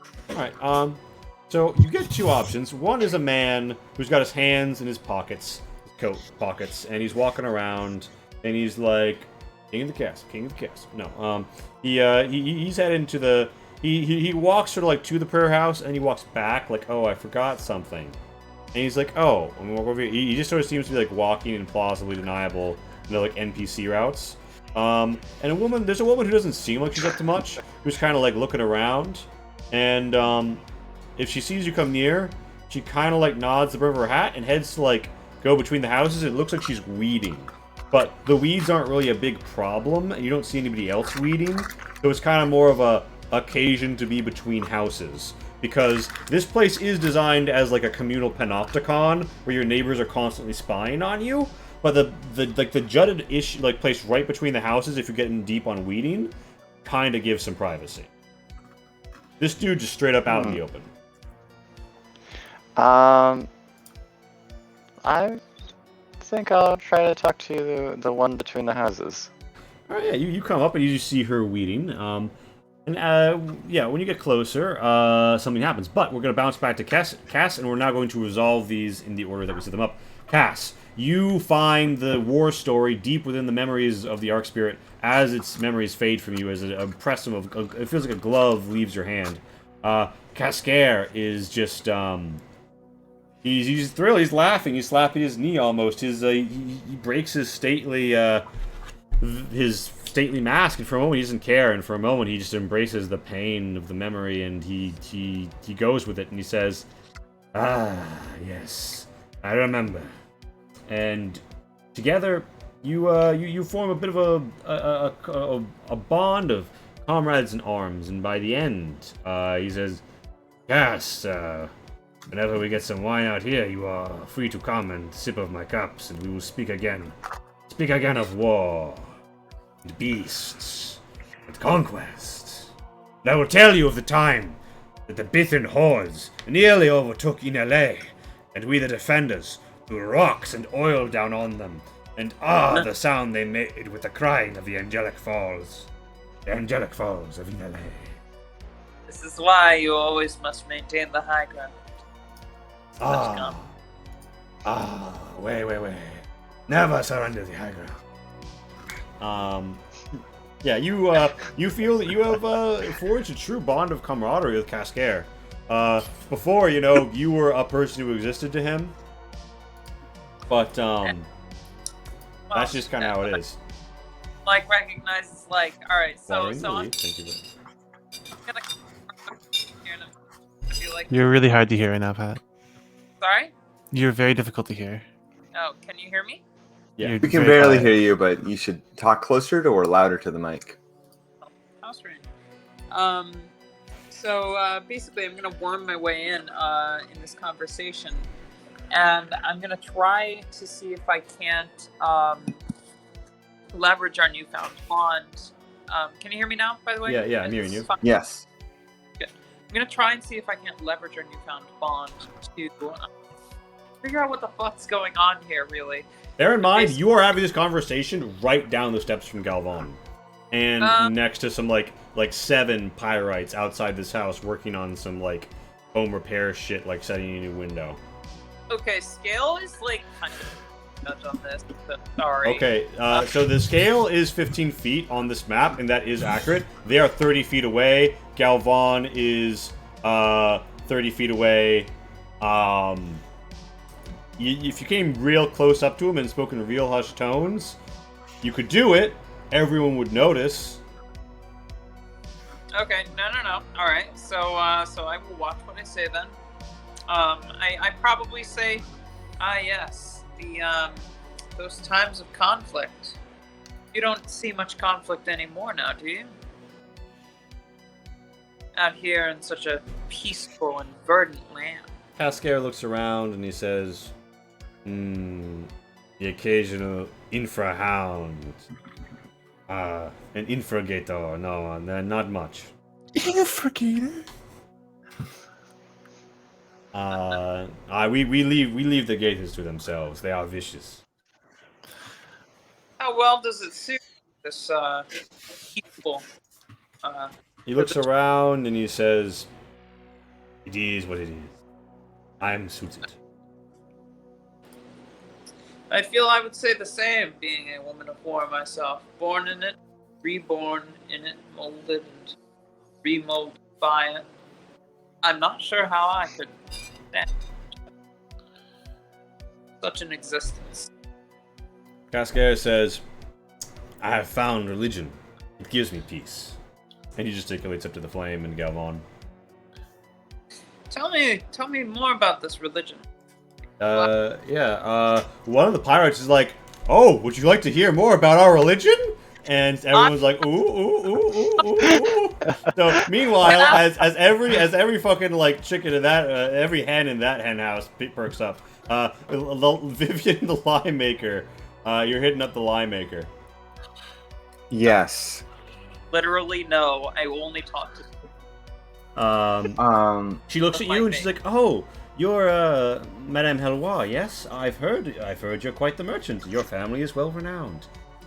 Tell me, have you come to buy some soap? Perhaps some potash?" Yes, sadly my family isn't quite the powerhouse we used to be, but Oh, well, if silver is in short supply, I might make a request of one who happened to be heading into the Arat. well, what would that be? I do have She a looks few around. silver to my name, but She looks around and she leans in and she says, "I think that I have found some of the animals of the Aratu to be edible in a certain jelly way. If you could bring me back the corpses of infrahounds, I could do it. And if you could bring, of course, a well-skinned infragator, infragator skin is of such value. But I dare not ask. But infrahound jelly would be of a great need, and I could trade you perhaps a crate of each for 4 or 5 bodies." I don't believe that is impossible. I'll give it my best, though. If that doesn't work out, what would be your normal rate? And she thinks about it, and she's like, and give me a charisma trait. Hell yeah! Once again, the thing I have spec'd into fighting. Get that out of here. No, this is not the fighting stream. By the way, we have gone 10 minutes past because we were 10 minutes late, more or less, getting to the game. But yeah, okay. So the lie maker is looking very pleasant and like about to give an agreeable price to Viv. Eleonora is looking at a test tube as she takes out, like a sample from the river and gets some of that viscous red shit in there. And Renric is sort of like, like down in it with the pyrite, who says, "Would you care to help me with my weeds, stranger?" And, she kind of like gesticulates to come closer, like, let's have a private conversation where prying eyes and ears can't hear. And that is where we zoom out on tonight's events. Thank you all for coming out again. Could not be possible without Fool's Moon, !Fool's Moon, our sponsor for tonight's game. Thank you all for coming out. Beyond the bounds of the sponsored stream, I would now like to just quickly do a rapid fire feedback phase. Just something you'd like and something you're looking forward to. I'm gonna do it left to right as I see on the stream. So Pat, if you'd like to something you liked, something you're looking forward to me. Sure. I know that we just lost almost all the players briefly. So this was fantastic. Honestly, this is just some of your best Worlds Without Number stuff. God, this is glorious. I love my character. I love the world, the setting, everything, all the little details. Right. One note on the fave. So that's the fave. What do you want to see more? What are you looking forward to? I'm looking forward to. Honestly, I like how you brought in my history and gave NPC to interact with, who's super soldierly and stuff. It seems interesting. I'm very interested in seeing how this conversation goes. I'm also interested in seeing what the fuck's going on in this creepy Puritan town. Now we can destroy it. Reclaim it for the fucking Arkspire. Then you're going to be real interested in what happens in the plot of this event, because, anyway, that's the two for the rapid fire round. Of course, I'm interested in your feedback, but just to get the rate off faster. Rainbow, an up and a look forward to. Yeah, I had fun. This was interesting. I liked the pacing of it a lot. I think it was paced really well. For a 2-hour session, I think pacing is very difficult to pull off successfully. Yeah. And so I think you did it well. And I think I don't know. It was well paced. I liked that we each kind of got a little encounter with the NPC that was kind of, just nice little quick conversation. They didn't have to be too long. Everything felt like we didn't linger on anything too long, which was why that was my worry, that we'd linger on something and then we'd spend a quarter of the session, because the session's only 2 hours, lingering on that thing, and that would suck. So I like that it was kind of bam, bam, bam, bam, bam. We just got through stuff quickly, snappy. The players did a good job on that, and the more of. And I'd really like to explore a larger city in this world, something that's more metropolis-y type place, This is just a small little town, so I'd like to get which is interesting enough, and it has its own intricacies. I'd like to get to something really big that's oh yeah, don't worry. That's in the huge. Future. I'll let you curb your anticipation here. Those are further in the future of this campaign, not this adventure. But yeah, coming up in the future. And with those two, Goop, give me your things you liked, your fave or your star or what have you, and then looking forward to. The thing I liked the most was getting bodied by a mirror I picked up. Genuinely, it was really fun to just be oh man. Because so many of these things, I'm so used to having a lot of padding, as far as health goes, and just having the world be a little bit lethal is kind of exciting and kind of really fun. Yeah. And the other thing I really thing I'm looking forward to is casting any spells. The spells in this game are horrifyingly powerful, and I have no combat abilities aside from 1 or 2 spells per day, and I cannot wait to just bust one out because they are so good, and I only get one of them. Yeah. I'm looking forward to it. Hell yeah. And now, Javi, hit us with it. And now you got me looking forward to the magic. I second the thing about the pacing that went really well. My favorite is probably also the world building, though. Every time we come across something new, like a new location, I'm like, ooh, what is going on here? Please tell me.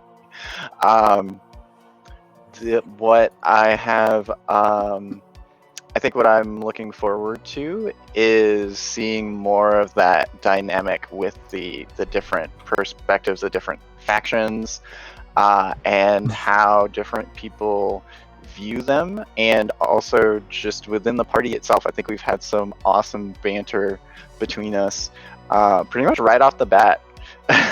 Yeah. I love It was crazy. We were like 10 minutes in, and everybody was like, "All right, time to get political." Yeah. Hey, not to get political, but fuck.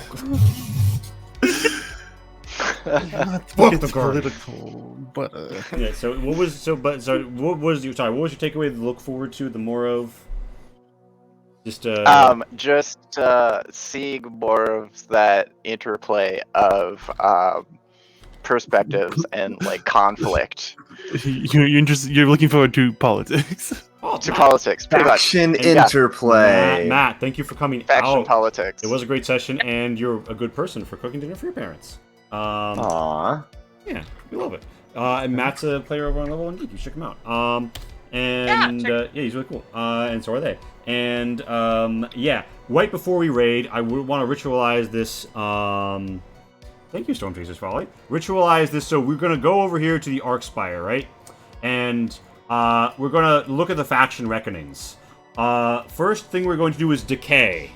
Right now, the decay is set at 10. Every Percent or faction. amount. Every faction loses 10 influence. And I like how everybody's self-sorted under their house. Yeah, this is yeah. And well, actually, okay. So something happens with the Guardians. So okay, the faction influence of the Reclaimers and Arcanists ascends. The RF influence of the Guardians wanes. The leader of the Censors, known as the Custodian, steps in to ensure balance between the clades, and she raises the decay point by 5 points for the Guardians, from 20 to 25, meaning that the decay actually only it can't go lower than 25. That's the number you decay towards or restore towards. And stop abducting her. Stop abducting Rainbow. So more or less, Rainbow, you have gotten the blue shell. Shout to Fahad for this idea. Unlucky. Well, yeah, but you know, it keeps things a bit more in the races, if it will, as it were. Your decay point will grow every time your clade ends a session at the back. The decay has been done. This is more or less. How is it the standing. blue shell? That's like reverse blue shell. No, it's you know your decay point. Your decay point is higher than all of theirs, meaning that What do you mean? you can't go below your decay point. Oh, it's- That's why okay, you're at 25, not I thought you were 21. saying I thought you were saying I'm decaying more Faster, than everybody yeah, than else. everybody else. I was like, what the fuck? The I point was like, hell yeah, just stay in the front. point past I you which think you won't decay or will rebound up towards if you ever go below is higher by 5. I see. Okay. Perhaps a better term might be equilibrium point. Yeah, an Increases. equilibrium point, and then we can do a gun kata. But Pat, there's no one in particular who's live who are thinking of raiding. Is there? I'm just checking my phone. I'm gonna raid some Lark Network people, unless you know. I see 20 sides to every story. They're good folk. I think we might give them a raid. All right, yeah. All right, so we're gonna go off and raid. Thank you all for coming out. We of course have the Discord, and please come by the Arc_Spire channel in our Discord to talk about the game, to share memes about the game, and to and don't forget Fool's Moon! Fool's Moon! All their links. And they're really making this possible. Quite literally, this would literally not be happening without them. Very generous of them to sponsor this stream, and check them out. They're good people doing good work, and I highly encourage you to check them out. We are going to raid 20 sides to every story.